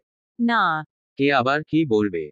সাব্বির কিছুক্ষণ ওভাবেই তাকিয়ে রইল, চোখ ছোট ছোট করে। জেরিন তো কখনো কিছুই লুকায় না, আজকে এড়িয়ে যেতে চাইছে কেন? মেয়েটা কি রাগ করেছে এতদিন ওর সাথে কথা না বলাতে? তুই কি আমার উপর রাগ করে আছিস জেরিন? জেরিন হেসে বলল, রাগ করার মতো আবার কি করেছিস? রাত হয়েছে, জাগিয়ে ঘুমা, আমিও ঘুমাতে গেলাম। জেরিন কথাটা বলেই রুমে চলে গেল। সাব্বির হতবিহ্বল হয়ে বসে রইল। এখন তো মনে হচ্ছে নেহা আর বৃষ্টির কথা শোনাই উচিত হয় নাই। এই মেয়ের মান অভিমান এখন কিভাবে ভাঙাবে? সাব্বির উঠে গিয়ে দেখল জেরিন কাঁথা মুড়ি দিয়ে শুয়ে পড়েছে। সাব্বির গিয়ে একবার পুরো খাটের চারপাশে চক্কর কাটল। জেরিনের মাথার কাছে গিয়ে সাব্বির ভাউ করে উঠল। জেরিন ততক্ষণাৎ উঠে বসল, চেঁচিয়ে বলে উঠল, সাব্বিরের বাচ্চা, যা বলছি এখান থেকে। সাব্বির জেরিনকে একটা ঠেলা মেরে পাশে বসে পড়ল। হেসে বলে উঠল, এই তো আমার ঘোষেটি বেগম আগের মুডে চলে এসেছে। জেরিন অগ্নি দৃষ্টি নিক্ষেপ করল সাব্বিরের উপর। সাব্বির ভাবলেশহীন ভাবে বসে থেকে বলল, যাও বাবু, সরে বসো, আমি আজকে এখানেই থাকবো। আমার রুমে এতদিন থেকেছো, এখন আমি এখানে থাকবো, বুঝতে পেরেছো শোধবোধ? জেরিন রাগে ফোঁস করে উঠল, তুই কেন থাকবি? যা বলছি, তোর রুমে আর কোনো দিন যাব না। সাব্বির উল্টো রাগ নিয়ে বলল, মামা বাড়ি আবদার পেয়েছো বুঝি? যখন খুশি যাবে, যখন খুশি যাবে না, এটা তো আমি মানব না। আমার এখন তোকে ছাড়া ঘুম আসে না। চল বলছি, না হয় আমাকে থাকতে দেয়। জেরিন রাগে ফোঁস ফোঁস করছে, তা দেখে সাব্বির মুচকি মুচকি হাসছে, এই মেয়েকে তো আজকে যেভাবেই হোক রাগাতে হবে। এর হাতে মা রনা খেয়ে সাব্বিরের অশান্তি লাগছে। জেরিন আচমকা সাব্বিরের গলা চেপে ধরল। হঠাৎ করে এমন হওয়ায় সাব্বির ধাপ করে বিছানায় পড়ে গেল। জেরিন রাগে দাঁতে দাঁত চেপে বলল, তোর আমাকে ছাড়া কেন ঘুম আসবে না? নাটক করবি না একদম আমার সাথে। তোর রুমে কয়েকদিন গেছি বলে এখন খোঁটা দিচ্ছিস। বললাম না আর যাব না, তাও জ্বালাতে কেন এসেছিস? আসার পর তোকে একবার খোঁচা মেরেছি আমি। Bala. 15 দিন তো ঠিকই শান্তিতে ঘুমিয়েছিস, তখন আমাকে ছাড়াই তো ঘুমিয়েছিস। এখন এসব ফালতু কথা বলবি না। বদ অভ্যেস খুবই খারাপ, জিনিস বুঝেছিস? আমাকে অভ্যাস বানানো ছেড়ে দে, সুখে থাকবি। আমার থেকে দূরে থাকতে চাস তাই তো চলে গিয়েছিস। আমিও চাই তুই ভালো থাক। আমি কিছু মনে করব না, তুই তোর মতো থাক, যা, আমি আর কোনো দিন বিরক্ত করব না তোকে। সাব্বিরের দৃষ্টি নিবন্ধ জেরিনের মুখ পানে। জেরিনকে টেনে নিজের কাছে নিয়ে নিল। সাব্বির টাল সামলাতে না পেরে পড়ে যায় সাব্বিরের বুকের উপর। উঠে যেতে নিলেই সাব্বির দুহাত দিয়ে জড়িয়ে ধরল। জেরিন কাপা কণ্ঠে বলল, ছাড়। আমার অস্বস্তি হচ্ছে। সাব্বির ফতাফত জবাব দিল, হোক, এখন থেকে অভ্যাস করে নে, এভাবেই থাকতে হবে তোকে। মগের মূল্য পেয়েছিস। ধুর, ভাল্লাগে না, ছাড় তো, যা, রুম থেকে ঘুমাবো আমি। আমি কি চাইনিজ ভাষা বলেছি বুঝতে পারিসনি? ভুল করছিস তুই। তোর কোনো সমস্যা? মা বলেছে কয়েকদিন পর তোর রুমে থাকার জন্য যে পারমিশনটা পেয়েছিলাম ওইটা আর থাকবে না। তখন তুইও আর আসতে পারবি না, তাই এখন থেকেই দূরে থাক ভাই, যা। শান্তি মতো ঘুমাইতে দে। সাব্বির জেরিনকে ছেড়ে উঠে বসলো, অবাক হয়ে বলল, কি সব বকছিস? ক্লিয়ার করে বল। তুই একটা কুমড়াই রয়ে গেছিস সাব্বির। সহজ কথা বুঝতে এত সময় লাগে কেন তোর? কচি খোকা নাকি তুই? যা তো ভাগ, একটা বিয়ে করে নে, পরে ওই মাইয়ারে গিয়ে বিরক্ত কর। সাব্বির এবার রেগে গেল, তা দেখে জেরিন চোখ ছোট ছোট করে তাকালো, বলল, কি সমস্যা? আমাকে বিয়ে দেওয়ার অনেক তাড়া দেখছি তোর। অনেক তাড়া? আর কিছু বলবি? তুই কি চাস এমন কিছু করি এখন, যার পর এমন কথা মুখে তো দূর মাথায় আসার সাহস করবি না তুই? থ্রেট দিচ্ছিস? না। তুই ভুলে যাচ্ছিস আমি বিবাহিত, আমার বউকে চিনিস তুই। আমাকে রাগাবি না জেরিন, বিনা নোটিশে বাসর করে ফেলবো। তখন আমাকে কোনো দোষ দিতে পারবি না। জেরিন চোখ বড় বড় করে তাকালো, মুখ হা হয়ে গেছে। সাব্বির জেরিনের মুখ বন্ধ করে দিয়ে বলল, মশা ঢুকে যাবে, মুখ বন্ধ রাখো। জেরিন মিন মিন করে বলল, তুই রুলস ব্রেক করছিস সাব্বিরা। এখন সব হাওয়া বের হয়ে গেল না? শর্ত প্রথম তুই ভেঙেছিস। আমি আবার কি করলাম? আশ্চর্য। একটা কথা কান খুলে শুনে রাখো। তুই মানলেও তুই আমার বউ, না মানলেও যদি ভালো মতো শান্তি বজায় রেখে চলিস তো আমিও ভদ্র পোলা হয়ে থাকবো। যদি কোনো তোত্তারামি করিস তো বুঝে নে কি কি হবে তোর সাথে। দেখ সাব্বির, আমাদের বিয়ে একটা দুর্ঘটনা। মাও চায় না এই বিয়েটা আর থাকুক, ডিভোর্স। সাব্বির ধমক দিয়ে বলে, চুপ। একদম চুপ, এই শব্দটা আরেকবার উচ্চারণ করবি না। মেজাজ খারাপ করবি না। আমার সাথে কেন থাকতে চাচ্ছিস? তোর সাথে ফুটবল খেলবো তাই। জেরিন বিরক্ত হয়ে বলল, মজা করবি না একদম। তুই তো আমার মুখ দেখাও পছন্দ করিস না, আবার বলছিস গো। একটা সমাধানে আয় তো। সমাধান চাই তোর? হ্যাঁ চাই। দোটানায় থাকতে পারবো না আমি, কি রকম ফিলিংস হচ্ছে আজকাল, ওইটাই তো সামাল দিতে পারছি না। আবার তুই বলিস আরেকটা। সাব্বির হো হো করে হেসে দেয়। ভেটকি মাছের মতো হাসবি না। সমাধান দে। এতদিন আমাকে ছাড়া থাকতে কেমন লেগেছে? সত্যি সত্যি জবাব দে। খুবই জঘন্য। তোকে সামনে পাইলে না তখনই কাঁচা খেয়ে ফেলতাম আমি। কি এমন করেছিলাম তোকে, ভাব নিয়ে চলে গেলি কেন? নেহা আর বৃষ্টির বুদ্ধি ছিল। কি? সাব্বির আবার বলল, আমাকে ছাড়া থাকতে পারবি তুই? ধর তোর কথা মতো আমি আরেকটা বিয়ে করলাম, ওই মেয়ে কি তোর সাথে আমাকে মিশতে দিবে? আমাদের বন্ধুত্ব থাকবে। যখন তখন আমার রুমে এসে আমার উপর টর্চার করতে পারবি। আমি তোর উপর টর্চার করি? Kuba. আসল প্রশ্নের উত্তর দে গা, ধি। না। তোর বউ কেন আমি হইলেই তো দিতাম না কাউকে আমার জামাইয়ের আশেপাশে আসতে। তোমার তো বুদ্ধিতে ব্রেন ঠাসা, তাই নিজের জামাইকে আরেকটা বিয়ে করাইতে চাও। এবার বল, আমার সাথে বাকিটা জীবন থাকতে চাস? Puma. সাব্বির জেরিনের মাথায় একটা মেরে বলল, তাহলে মাথায় ঘুরপাক খাওয়া সব ননসেন্স মার্কা প্রশ্নগুলোকে বিদায় কর। দেখ জেরিন, একটা সোজাসাপটা কথা বলি। আমি আর তুই একসাথে থাকতে চাই, তোকে ছাড়া আমার চলে না। এখন সম্পর্ক যেমনই হোক, আমাদের এটা নিয়ে ভাবতে হবে। সবার আগে আমরা বন্ধু, যদি এর বাহিরেও কোনো ফিলিংস আসে তোর বা আমার মধ্যে, তাহলে ওটা স্বীকারও করব আমরা। এখন যেভাবে আছি সেভাবেই থাকবো, কিন্তু তুই যদি এর মধ্যে বা হাত ঢুকাস তাহলে তোর মাথা ফাটাবো আমি। বুঝানোর কথা বলে উল্টো ধমকাচ্ছিস। সাব্বির জেরিনের ঠোঁটে আঙুল রেখে বলল, বিশ্বাস কর জেরিন, 15 দিনের একটা দিনও ঘুমাতে পারিনি আমি। তোর প্রতি অনুভূতি নিয়ে এখনো নিশ্চিত না আমি, তবে এতটুকু সত্যি, তোকে ছাড়া থাকা অসম্ভব। তুই আশেপাশে না থাকলে নিজেকে শূন্য শূন্য লাগে। তোর সাথে ঝগড়া না করলে, তোর তুলতুলা হাতের মাই না খেলে নিজেকে কেমন মরা মরা লাগে। আমি চাই আমার দিন শুরু হোক তোকে দেখে, রাতে ঘুম হোক তোকে দেখে দেখে। প্লিজ জেরিন, এতটুকু অধিকার কেড়ে নিস না। আমার আর কিছু চাই না, চাই শুধু তুই থেকে যা আমার জীবনের পূর্ণতা হয়। তোর থেকে ভালো জীবন সঙ্গী আমি কোথাও পাবো না, বিশ্বাস কর। বল থাকবি তো আমার বেটার হাফ হয়। জেরিন মুখ ভেঙচি কাটল, পরে চুলগুলো সরিয়ে কানের পাশে গুজে দিয়ে বলল, ঠিক আছে ঠিক আছে, এত করে বলছিস যখন, হলাম না হয় তোর বউয়ের চরিত্রের রোল মডেল। সাব্বির ভাব নিয়ে বলল, নাটক বাজ। তোর মাথা বের হ আমার রুম থেকে। No oye. ঘুমাবো, তুই ঘুমাইতে চাইলে ঘুমা, না হয় তাকিয়ে থাক, কতদিন পর নিজেকে হালকা লাগছে, জমপেশ একটা ঘুম হবে। মিহির, তুমি কি আসবা? সরি বউ, তোমার ছোট আব্বু আমাকে ছুটি দিবে না। ঠিক আছে, আর কথা বলবা না আমার সাথে। ঘুরতে যখন নিয়ে যাবে না, তখন কথা দিয়েছিলে কেন? মিহির একটা হাসি দিয়ে বলল, আসেন মহারানী, আমি গেইটের বাহিরে আপনার অপেক্ষায়। সত্যি তুমি এসেছো? নিজে এসে দেখো। বৃষ্টি শাড়ির কুচি ধরে এক দৌড় লাগালো।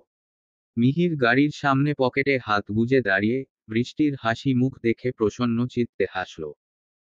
বৃষ্টি এগিয়ে যেতেই মিহির তার কোমর জড়িয়ে ধরল। বৃষ্টি ফিসফিস করে বলল, কি করছো কি রাস্তার মধ্যে? কেউ দেখে ফেলবে। Dekuka. আমার বউকে ধরেছি, তাতে অন্য লোকের কি? আচ্ছা চলো, এখন এখানেই সন্ধ্যা করে ফেলবে নাকি? Jana. আমার একটা জিনিস চাই। কি চাই তোমার আবার? বউয়ের ঠোঁটের একটা নরম গরম চুমু। বৃষ্টি বলে উঠল, মিহির, সরো তো, গাড়িতে উঠতে দাও। মিহির হেসে গাড়িতে উঠল, পরে দুজন ঘুরতে গেল এক পড়ন্ত বিকেলে। শহরের জ্যাম ঠেলে, বিরক্তি ঠেলে কোনো এক অজানায়, যেখানে থাকবে শুধু প্রণয়, রাঙা সময়, ভালোবাসায় মুড়ানো নতুন মিষ্টি স্মৃতি। জেরিনের পরীক্ষা শুরু হবে কয়েকদিন পর, এদিকে মেয়েটার পড়াশোনার অবস্থা বেজায় বাজে। নীরবের সাথে ঘুরে ক্লাস মিস দিয়েছিল, সে সময়কার নোটস নেই। তারপরও ক্লাসে তেমন মনোযোগ দেওয়া হয়নি, সব মিলিয়ে পড়াশোনার সাথে এক যুদ্ধ চলছে জেরিনের। এখন সাব্বিরের উপর দিয়ে যাচ্ছে প্রচুর প্রেশার, ছেলেটা ভার্সিটি সামলে যায়, অফিসে সেখানে কাজ, সব মিলিয়ে বাড়ি ফিরে রাত করে। এত ক্লান্তি মাঝেও জেরিনের খোঁজ নিতে ভুলে না, যেন নিজের দায়িত্ব থেকে এক চুলও নড়েনি এখন পর্যন্ত। জেরিন পড়াশোনা করে বিরক্ত হয়ে বসেছে সোফায়। কিছুই ঢুকছে না মাথায়। খাবার টেবিলে খাবার সাজাচ্ছেন সাহারা বেগম। তাহমিদা বেগম রান্নাঘরে। নিখিল, নেহা, বৃষ্টি, রৌফ নামলো নিচে। জেরিনকে আগেই বসে থাকতে দেখে নিখিল বলল, কি হয়েছে তোর? আবার মুখ ফুলিয়েছিস কেন? সাব্বিরের সাথে আবার লেগেছিস নাকি? অফিস থেকে কোথায় চলে গেল ছেলেটা, বাড়িতে আসলো না এখনো? জেরিন মুখ বাঁকিয়ে বলল, ওর সাথে লাগতে যাব কেন? এর মধ্যেই বাড়িতে ঢুকলো সাব্বির। জেরিনের হাতে একটা ব্যাগ ঝুলিয়ে দিয়ে বলল, নেন মহাশয়া আপনার সব নোটস, এবার পড়ে অন্তত পাশ মার্ক উঠান। হার মাস জ্বালিয়ে খেলো বদ মহিলা। আজকে জেরিন রাগলো না, গদগদ হয়ে যেই না কিছু বলতে যাবে, সাব্বির বলে উঠল, তোর কাজ করে দিয়েছি আমি, এবার সুন্দর মতো এক কাপ কফি বানিয়ে নিয়ে আমাকে খাওয়া। জেরিন খুশি মনে আচ্ছা বলে রান্না ঘরে গেল। কিছুক্ষণ পরেই কফি নিয়ে হাজির জেরিন। সাব্বিরের দিক এগিয়ে দিয়ে বলল, তোর অনেক কাজ করতে হচ্ছে এখন, তাই না? সব কিছু হলো আমার জন্য, না হয় তো তুই এখন শুধু পড়াশোনায় মনোযোগ দিতে পারতি। সাব্বির সদ্য গোসল সেরে এসেছে, চুলগুলো থেকে টপ টপ করে পানি ঝরছে। জেরিন সাব্বিরের হাতে কফি কাপ দিয়ে ওকে টেনে বিছানায় বসালো, জিজ্ঞেস করলো, তোয়ালেটা কোথায় রেখেছিস? সাব্বির বলল, জানি না। তুই বড্ড অগোছালো হয়ে যাচ্ছিস সাব্বির। তুই এসে গুছিয়ে দিলেই তো পারিস, কিন্তু তুই শুধু চলে যাওয়ার বাহানা খুঁজিস। জেরিন নিজের ওড়না দিয়ে সাব্বিরের চুলগুলো মুছে দিয়ে পেছনে থেকে সাব্বিরের গলা জড়িয়ে ধরে দাঁড়ালো। বেশি বুঝস কেন? দিব গোলাটা টিপে। যাই হোক, অনেক অনেক থ্যাঙ্কস, নোটসগুলা জোগাড় করে দিয়েছিস তাই। Ha. শুধু একটা ধন্যবাদ দিলি। ঘষেটি বেগম কোনখানের? জেরিন সাব্বিরের গালে টুপ করে একটা চুমু দিয়ে দিল। রুম থেকে বের হতে হতে বলল, গিফট না, এটা ঘুষ। ঘুপ। শখর একটা, নিচে আয় খেতে। সময়ের পালা বদলে কাটে, মাসের পর মাস চলে যায়, নিত্য নতুন দিন, ঠিক যেভাবে কেটে গেল পুরো একটি বছর। অফিসের বারান্দায় বসে নিখিল, তখনই নিখিলের ফোনটা বেজে উঠল। ফোনটা উঠিয়ে কানে নিতেই কেউ একজন বিচলিত কণ্ঠে বলল, সাহিল সুস্থ হয়েই গার্ডদের মেয়ে পালিয়ে গেছে নিখিল। নিখিল শান্ত সুরে বলল, জানতাম এমনই হবে। তুই চিন্তা করিস না। ও বাংলাদেশে এসেছে 1 ঘন্টা আগে, আমার কাছে খবর আছে। তুই কেন যে এটাকে বাঁচিয়ে রাখলি বুঝলাম না। এত বুঝে তোর কাজ নেই। ভার্সিটি গেইটে দাঁড়িয়ে নেহা, বৃষ্টি এখনো ভিতরে। হুট করে নেহার সামনে এসে দাঁড়ালো কেউ। নেহা হকচকিয়ে তাকালো, এতদিন পর রিসোর্টের সেই রাতের কথা মনে পড়ে গেল, যে ছেলেটা তার হাত ধরেছিল সে ছেলেটা এখানে। নেহা ভয় পেল কিছুটা, ভ্রু কুঁচকে তাকিয়ে রইল সামনে থাকা ব্যক্তির দিকে। সাহিল কিছুক্ষণ তাকিয়ে থেকে হেসে বলল, কি খবর নেহা? আমাকে দেখে এভাবে তাকিয়ে আছো কেন? আপনি আমাকে চিনেন? খুব ভালো করে। ওহ তাই বুঝি। আপনার এত সময়। আমার সম্পর্কেও সব জানেন। মানুষজন তো এখন সমাজ সেবাও করে সোশ্যাল মিডিয়াতে পোস্ট দেওয়ার জন্য। আপনিও নিশ্চয়ই কোনো কারণ ছাড়া আমার খবর রাখেননি। তো বলে ফেলুন কি মতলব আপনার? তোমাকে পাওয়া। নেহা হেসে ফেলল, সরি মিস্টার, আমি একজনের পুরোদস্তুর হয়ে গেছি। সে আমাকে পেয়ে গেছে, আমি নিজেকে সেই ব্যক্তিকে দিয়ে দিয়েছি। আপনার আমাকে পাওয়ার আশা কোনো দিনও পূরণ হবে না। তাই আসতে পারেন। সাহিল গা লেলিও হাসল, তা তো দেখাই যাবে। দেখা হচ্ছে খুব শীঘ্রই, তৈরি থেকো কিন্তু। নেহা বিরক্ত নিয়ে সেখান থেকে চলে গেল। তবে একটা জিনিস খুব ভাবাচ্ছে ওকে, ছেলেটিকে দেখতে অনেকটাই নিখিলের মতো। কিছু কিছু পার্থক্য আছে, তবে খুব ভালো করে দেখলে পার্থক্য করা হয়তো মুশকিল হবে। নেহাকে নিখিল ফোন দিয়ে বলেছে আজ তৈরি থাকবি, তোকে একটা সারপ্রাইজ দিব। নেহা তো খুশিতে মন ভরে সেজেছে। খয়েরি রঙা শাড়িতে সাদা পাড় নেহাকে ভীষণ মানিয়েছে শাড়িটাতে। আজ বৃহস্পতিবার বিকেলেই চলে আসার কথা নিখিলের। বসার ঘর থেকে আওয়াজ ভেসে আসছে। নেহা ভেবেছে নিখিল হয়তো চলে এসেছে, নিখিলকে দেখার জন্য এক প্রকার দৌড়েই সিঁড়ি বেয়ে নামছে। কিন্তু শেষ সিঁড়িতে এসেই নেহার পা থমকে গেল। বসার ঘরের সোফায় সাহিল বসে, সাথে মধ্যবয়স্ক পুরুষ ও মহিলা।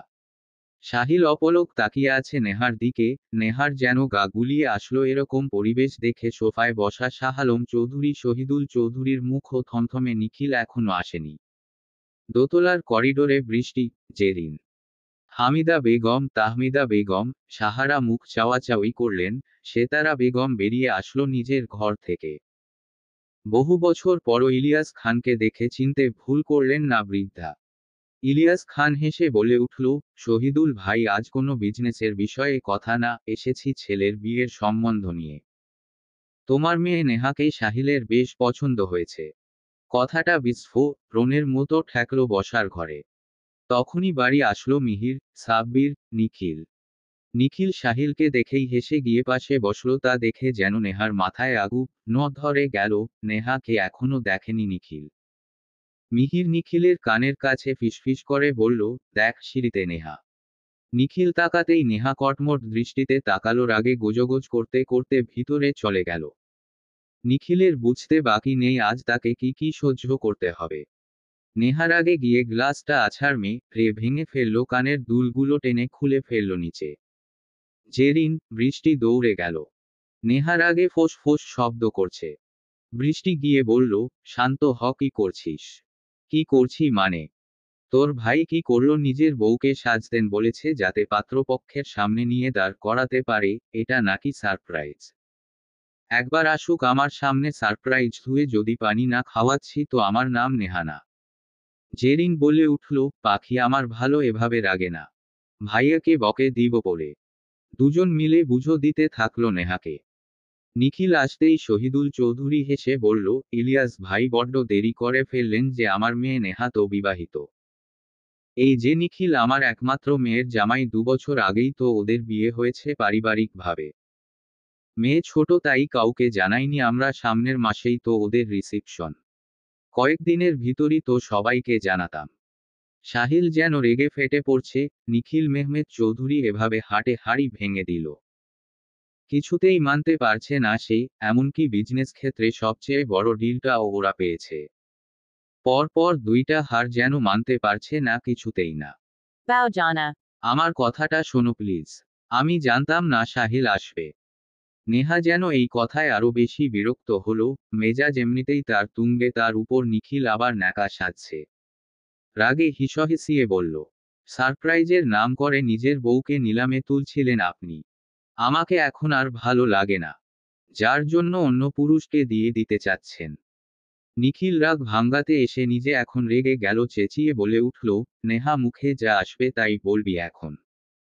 কি সব বলছিস? নেহা মুখ ঘুরিয়ে নিল। নিখিল এগিয়ে এসে জড়িয়ে ধরে বলল, কথা বলবি না আমার সাথে? নেহা নাকের ডগায় রাগ নিয়ে বসে আছে, কথা বলবে না আজ? নিখিল ঘাড়ে আলতো করে চুমু খেল, নেহাকে সামনের দিক ঘুরিয়ে বলল, দেখি দেখি চাঁদ মুখটা, ইস, রেগে থাকলে তো তোমাকে একদম রেড ভেলভেট কেকের মতো লাগে জান। একদম এসব বলে আমাকে পটানোর চেষ্টা করবেন না। আপনার কোনো কথাই শুনবো না আমি। শুনবি তো আমার কথাটা পড়ে না হয় এভাবে ঝগড়া করিস।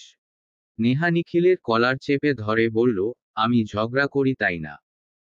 সাহস বেড়ে গেছে না তোমার? পেয়ে গেছেন তো এখন তো আমাকে ঝগড়ুটে মনে হবেই, অপছন্দ হবেই। সাহিলকে নিজের বউ দেওয়ার এত তাড়া, এত কষ্ট করার কি দরকার? আমি নিজে থেকেই চলে যাচ্ছি। নিখিল আচমকা নেহাকে কোলে তুলে নিল। নেহা নিখিলের গলা জড়িয়ে ধরতে গিয়ে ধরতে পারল না। নিখিল সেকেন্ডের মধ্যেই নেহাকে খাটে উপর এক প্রকার ছুঁড়ে মারল। নেহা উঠে বসতে যাবে তার পূর্বেই নিখিল হাত দিয়ে ঠেলে নেহাকে আবার খাটে ফেলল। নেহা কটমট দৃষ্টিতে তাকালো। নিখিল গম্ভীর কণ্ঠে বলল, আমার সব কথা শেষ না হওয়ার আগে একটা কথাও বলবি না? 100 বার বলবো। মুখ কি শুধু আপনার একারই আছে নাকি? নিখিল এবার রেগে ধাম করে এক মর বসিয়ে দিল নেহার গলায়। নেহা দাঁতে দাঁত বলল, এই রাক্ষস মার্কা ভূত কবে থেকে নিজের মধ্যে ইনস্টল করলেন? দাঁত কিন্তু আমারও আছে বলে দিলাম। নিখিল এবার গলায় চুমু দিল, এক হাতে নেহার ঠোঁটে আঙুল রেখে বলল, নিজ থেকে চুপ করবি নাকি আমাকেই করাতে হবে? যদি আমি একবার চুপ করাতে যাই তো পুরোদস্তুর নিজেকে আমাকে এখন দেওয়া লাগবে তোর। এবার ভেবে দেখ চুপ থাকবি নাকি জামাইয়ের আদর নিবি। নেহা কান চেপে ধরল নিজের কপাল, করে অসভ্য, মুখে লাগামহীন এক জামাই পেয়েছে যখন তখন আজেবাজে কথা শুরু করে। নেহাকে চুপ থাকতে দেখে নিখিল হাসে। নেহার ঘাড়ে মুখ গুজেই ধীর কণ্ঠে বলে, যার থেকে বাঁচানোর জন্য তোকে সবার থেকে লুকিয়ে নিজের করলাম। নিজের বুকের ভিতর আড়াল করে রাখলাম, তুই ভাবলি কি করে সেই মানুষটার কাছে তোকে আমি তুলে দিব? এমন নো কথা মনে আসার আগেই আমার মৃত্যু হোক। আমি বেঁচে থাকতে তোকে অন্যের ছায়া তলেও তো সহ্য করতে পারবো না। ভাবলি কি করে আমি নিজের কলিজা কেটে অন্যকে দিয়ে দিব? এই তোর বিশ্বাস নেহা? নেহা নিখিলকে দুহাতে জড়িয়ে ধরে বলল, আমার দোষ দিচ্ছেন কেন? ওই সাহিল নামক লোকটা রিসর্টে আমার হাত ধরেছিল, ওই দিন ভার্সিটির সামনে কি সব কথা বলল। একে আমার মোটেও পছন্দ না। আর আপনি বললেন সেজেগুজে রেডি হবি। যখন ড্রয়িং রুমে গেলাম ভেবেছি আপনি এসেছেন। গিয়ে দেখি ওই ছেলেটা আবার কিভাবে তাকিয়েছিল। আপনি এসেও হেসে হেসে কথা বলছেন। আমি তো মনে করেছি সাহিলের সামনে নেওয়ার জন্য আমাকে সাজতেন বলেছেন। এত অবুঝ কেন তুই নেহা? আপনাদের এই বিয়ে লুকানোর ব্যাপারটার জন্যই এত কিছু হলো। সরুন তো বিয়ে করেছে বলতে পারে না আবার আদিক্ষেতা। কয়েকদিনের ভিতরেই সবাইকে জানাবো সব। সরুন তো, আপনাকে আমার এখন একদম ভাল লাগছে না। মনটা খারাপ করে দিছেন আপনি আমার। নিখিল উঠে বসে বলল, চল, আপনার সাথে যাব না। তুলে দিব এক আছাড়। এই ভুল ভুলেও করবেন না। তুই একটা জাতা হয়ে গেছিস নেহা। সাহসটাও বেড়েছে, মুখে মুখে তর্ক শুধু। তাহলে কথা না বললেই তো পারেন। নেহার চুপসে যাওয়া মুখটা দেখে নিখিল বাঁকা হাসল। নেহার হাত টেনে নিচে নামালো। শাড়িটা সুন্দর করে ঠিক করে দিয়ে এক হাতের মুঠোয় নিল নেহার হাত। নেহা কিছু বলল না, বলেও লাভ হবে না। এই ছেলে নিজের কাজ শেষ না হওয়া পর্যন্ত কারো কথাই শুনে না। নিখিল নেহাকে টেনে নিয়ে আসলো ছাদে। রাত প্রায় 9টা বাজছে ঘড়িতে। ছাদে এসেই দরজাটা লক করে দিল নিখিল। নেহা একটা ভেঙচি কেটে অন্য পাশে সরে গিয়ে দাঁড়ালো। নিখিল পেছনে থেকে নেহার চোখ চেপে ধরল। কি সমস্যা? চোখ চেপে ধরলেন কোনো? নিখিল জবাব দিল না, নেহাকে টেনে নিয়ে আসলো ছাদের অপর পাশে। চোখ থেকে হাত সরিয়ে কাঁধে থুতনি ঠেকিয়ে নিখিল বলল, সারপ্রাইজ বউ। নেহা চোখ বড় বড় করে তাকালো। একটা ছোট টেবিলে খাবার, যার মাঝে ফুলের পাপড়ি দিয়ে ছোট ছোট করে লিখা, বউয়ের জন্য নিজ হাতে রান্না করেছি। এখন যেন মহারানী একটু খেয়ে খাবারগুলো সাথে যিনি রান্না করেছেন তাহার জীবনও ধন্য করেন। নেহা অবিশ্বাস্য সুরে বলে, আপনি কখন রান্না করলেন? দেখলাম না তো। দেখবেন কি করে? আপনার তো রাগের উপর আবার নাকটাও খাড়া। নাকের জন্য তো আবার চোখে দেখেন না। নেহা নাক মুখ কুঁচকে ফেলল। আপনি আমাকে নিখিল তার আগেই নেহার ঠোঁটে আলতো চুমু দিল, কানের কাছে ফিসফিস করে বলল, কথা বলার জন্য সারা রাত পড়ে আছে ম্যাডাম, এখন চলুন খাবেন। নেহা আর কথা বলতে পারল না, ছেলেটা একদম অসহ্য রকমের হুটহাট কোন মানুষ চুমু দেয়। মানে কোনো কথা, এ যেন আভাস ছাড়াই সুভাষ ছড়িয়ে পড়ে। নিখিল নেহার হাত টেনে নিজের পাশে বসালো মেঝেতে। নেহার সামনে প্লেট রেখে এক এক করে খাবারগুলো প্লেটে তুলে দিচ্ছে নিখিল। নিখিল মিষ্টি করে হেসে আদুরে গলায় বলল, এবার খাও। নেহা দুহাত দিয়ে নিখিলের কোমর জড়িয়ে বলল, খাইয়ে দেও প্রিয় স্বামী। হ্যাঁ হো শখ কত, নিজে খা। ঢং করা হচ্ছে। নেহা হেসে বলল, হচ্ছে আমার একমাত্র শখের জামাই, তার হাতে আমি খাবো না তো কে খাবে? নেহা তুই দিন দিন বাচ্চা হয়ে যাচ্ছিস। যখন আমাদের বেবিরা আসবে তখন ওরা কনফিউজড হয়ে যাবে, তোকে মা বলবে নাকি তাদের সহপাঠী। নেহা আপ্লুত হয়ে বলল, কি কিউট হবে না ব্যাপারটা, আপনার কাঁধে উঠে দুজনই বসে থাকবো, আর আপনাকে জ্বালাতে জ্বালাতে অতিষ্ঠ করে ফেলবো। নিখিল তাকিয়ে আছে নেহার দিকে, মুখে খাবার তুলে দিয়ে বলল, আচ্ছা ঠিক আছে, তোর জন্য সব কিছুর অনুমতি দিয়ে রাখলাম, যা খুশি করিস। নেহা হেসে বলল, এরপর থেকে আমি আর রান্না করব না বুঝেছেন? আপনার রান্না তো মাশাআল্লাহ, বড় মায়ের মাস্টারপিস ছেলে। আমার সুপার ড্রেসিং কিউটি পাই জামাই। আমার গুলুমুলু তুলতুলে কিউট বেবি রাব্বু। নিখিল চোখ বড় বড় করে তাকালো, এগুলো কি প্রশংসা ছিল নাকি অন্য কিছু? নিখিল নেহার মাথায় আলতো করে মেরে বলল, বুদ্ধু কোথাকার, বেবিটা আমদানি করলি কোথা থেকে? নেহা মুখ বাঁকিয়ে বলল, আমদানি হয়নি, হবে তো, তখনকার কথা বললাম। নিখিল আর কি বলবে এই মেয়েকে, আজগুবি যত চিন্তা। তারপরও নিখিল শ্রেষ্ঠ শ্রোতার ভূমিকা পালন করে, মেয়েটার খুশি তো তার মাঝে নিহিত, তবে কি করে পারবে এই মানুষটাকে কষ্ট দিতে যাকে কষ্ট পেতে দেখল নিখিলের নিজের ভিতরটাই ধুমড়ে মুচড়ে উঠে। শুক্রবার দিনটা মানেই বিশেষ, পরিবারের মানুষের মিলনায়তন। আজ সকাল সকাল এসেছে শেফালি বেগম, সেই থেকে মিহিরের নামে বিচার দিচ্ছে বৃষ্টি। মিহির বেচারা ছোট মুখ করে বসে, আজকে মা তার হাড় গোড় ভাঙবে। কি একখানা বউ জুটিয়েছে, তার মা বাবাকে পুরো নিজের দলে নিয়ে নিয়েছে, এমন মনে হয় বৃষ্টি ও বাড়ির মেয়ে মিহির মেয়ের জামাই, সে ঘর জামাই থাকে, যার ফলে শ্বশুর শাশুড়ি মিলে তাকে উল্টো ঝুলিয়ে রাখে। শেফালি বেগম অভিযোগ শুনেই ছেলের কান টেনে ধরল। মিহির গাল ফুলিয়ে বলল, মা, তোমার বৌমা সব বানিয়ে বানিয়ে বলেছে, আমি কখন এসব করলাম? বৃষ্টি মিটি মিটি হাসছে, আর বলছে বেশ হয়েছে। আর লাগতে আসবে আমার সাথে। শেফালি বেগম বলল, আমার মেয়ের পেছনে যদি লাগতে দেখেছি না, আর তোকে বাড়ি ছাড়া করব। মিহিরের বাবা সদর দরজায় দিয়ে আসতে আসতে বলল, চিন্তা করবি না মা, এটাকে আমি ত্যায্য করব, একটা ছাগল হয়েছে। মিহির অভিমানী সুরে বলল, বাবা আমার একটা ন্যূনতম মান সম্মান আছে। ওরে কি আমার সম্মানী ব্যক্তি? শাহ আলম চৌধুরী এসে বসলেন, পর পর আসলেন বাকিরা, পরিবারের সবাই মিলে আড্ডায় মেতে উঠল। সাব্বির বসে আছে সোফায়, বিকালে ভাই বোনেরা মিলে নাস্তা করছিল। নেহা, বৃষ্টি, রৌফ মিলে ভেবে নিল সাব্বিরের সাথে একটা প্র্যাঙ্ক করবে। যেদিন সাব্বির আজকে আবার লেগেছিল, তারপর থেকে দুজন দুজনার মুখ দেখা বন্ধ দিয়েছে, যদিও জানে এটা বেশিক্ষণ টিকবে না। বড়রা আর কি বলবে, সম্পর্কের উন্নতি হচ্ছে নাকি অবনতি কিছুই বুঝছে না। কিন্তু ছোটরা তো জানে যতই লেগে থাকুক, রাতের বেলা দুনিয়া উল্টে গেলেও এরা একসাথে থাকবে, কোথাও গেলে একসাথে যাবে, মুখ লটকিয়ে রাখলেও একজন অন্যজনকে এসএমএস করে বলবে খেয়ে নে, মুখে কথা বলা বন্ধ করলেও ভার্চুয়াল ভাবে ঠিকই কথা বলে, এদের লজিক সাধারণ মানুষের বোধগম্য হবে না। বৃষ্টি নেহা সিরিয়াস ভাবে এসে বলল, সাব্বির ভাইয়া তুমি বসে এখানে খাচ্ছ? জেরিন আপু তোমার সাথে রাগ করে দরজা আটকে দিয়েছে, রেগে বলেছে ঘুমের ঔষধ খেয়ে ফেলবে। চলো তাড়াতাড়ি। সাব্বির বিরক্তি নিয়ে বলল, যা মন চায় করুক ঘোষেটি বেগম। আমাকে টানবি না।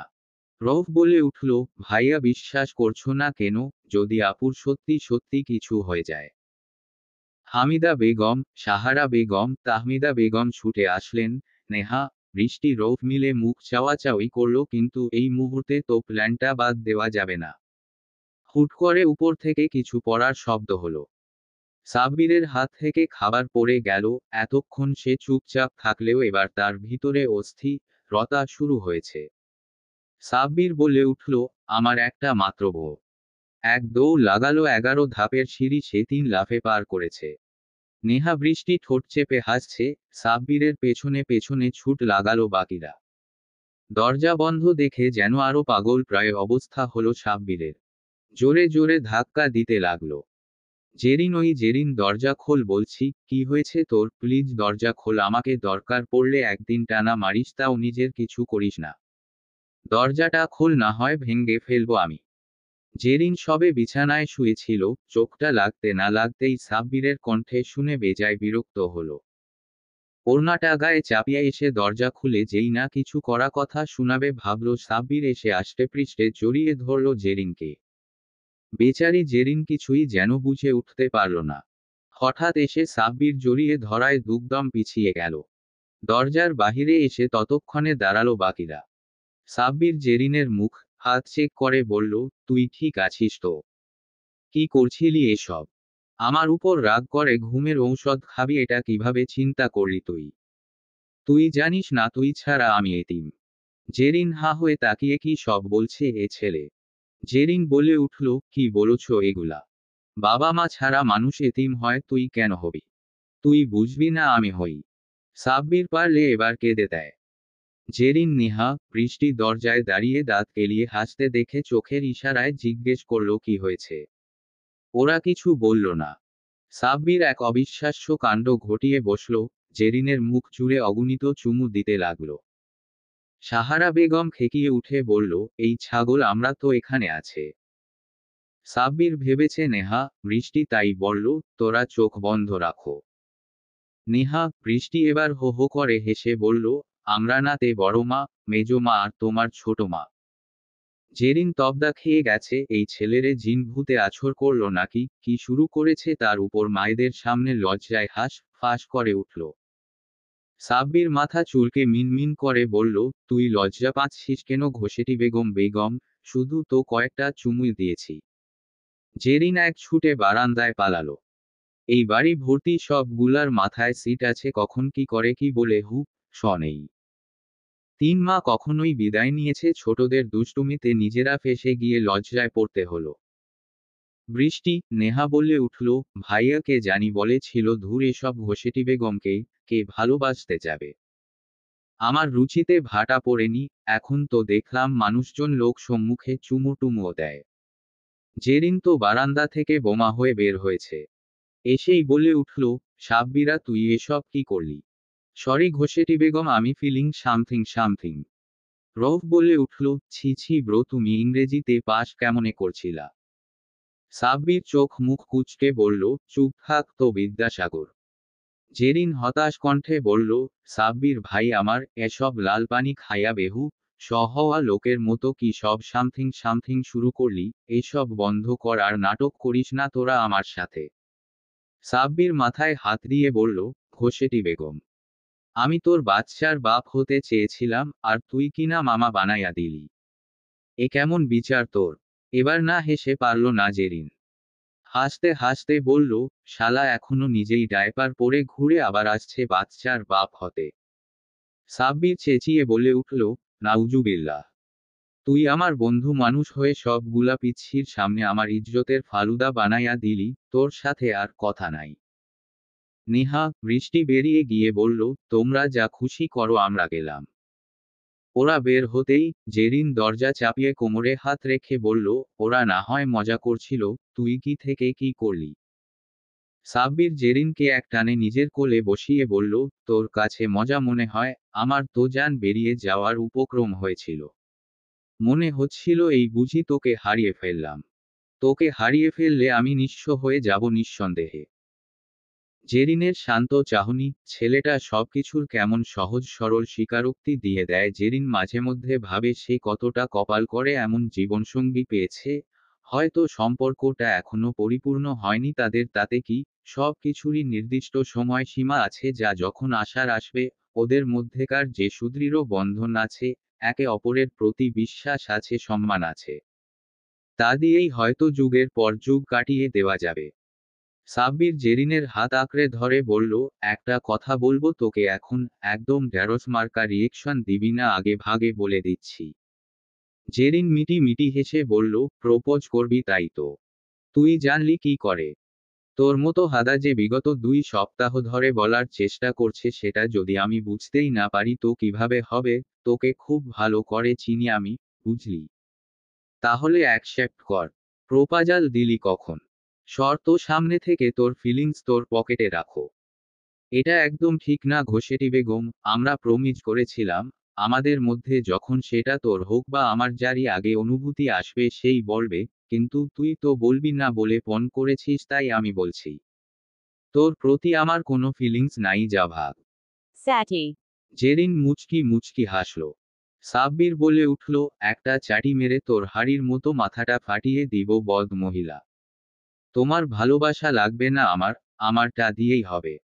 জেরিন এবার হো হো করে হেসে উঠল। সাব্বির বালিশ ছুঁড়ে মারল তবুও জেরিন থামল না, উল্টো দুজন মিলে পুরো ঘরময় দৌড়াতে লাগলো। প্রচুর পরিমাণ ড্রিঙ্কস করেছে সাহিল, এসে দাঁড়িয়েছে চৌধুরী বাড়ির সামনে। সে আজ ব্যর্থতার মামাও হেরে গেছে চৌধুরীদের কাছে। নিজের সব রাগ ফ্রি না সব উগরে দিবে আজ। হেলেদুলে এসে হাজির হলো সদর দরজার বাহিরে। রাত প্রায় 12টার কাটা ছুঁই ছুঁই। বাড়ির সবাই তখন ঘুমে, দারোয়ানও ঘুমিয়ে পড়েছিল। আজ নিজেকে কিছুতেই শান্ত রাখতে পারছে না সাহিল। ইলিয়াস খান তার মামা তাকে জীবনে একটা কটু কথাও শুনায়নি, তবে আজ নেহা ক্যাটারকে করেছিল শুধু চৌধুরী বাড়ির সম্মান নষ্ট করতে। জেরিনকে দিয়ে হয়নি, তাই সে আবার নেহার সাথে নিজের বিয়ের সম্বন্ধ নিয়ে এসেছিল। সাহিল নেহাকে পছন্দ করত, ভেবেছিল বিয়ে করে পরিবার থেকে পৃথক করে দিবে, এতে পরিবারের সবাই কষ্টে থাকবে। সে নেহার কোনো ক্ষতি চায়নি। ভালোবাসা নামক জিনিসটা চোখের কাঁটা হয়ে গেছে সাহিলের। তার মা ভালোবাসার জন্য নিজের জীবন দিল, সেদিকে সে কখনো পা বাড়াবে না। আজ তার মামা পথের ভিখারি নিঃস্ব মানুষ, তার এ অবস্থা পিছনে যে নিখিল দায়ী তা বুঝতে বাকি নেই তার। আজ সবকিছুর হিসাব নিবে সবকিছুর। সদর দরজায় এলোপাতাড়ি ধাক্কা দিচ্ছে সাহিল, লাথি ঘুষি কিছুই বাদ রাখেনি যেন। দারোয়ান ছুটে আসলো, থামানোর চেষ্টা করল, তবে এই তাগড়া যুবকের সাথে পেরে উঠল না। শব্দ আর শাহ আলম চৌধুরীর নামে কিছু কানে আসতেই একে একে সবাই বেরিয়ে আসলো যে যার রুম থেকে। জেরিন ঘুমে চোখে দেখছে না, তারপরও বাহিরে কি হচ্ছে দেখতে হবে তাকে, তাই সাব্বিরের সাথে জোর করে এসেছে।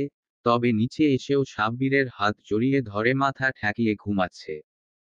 সদর দরজা খুলে দিতেই সাহিল নিখিলকে ঠেলে ভিতরে আসলো, বলে পড়ে যাওয়ার আগেই নিখিল তাকে আগলে নিল।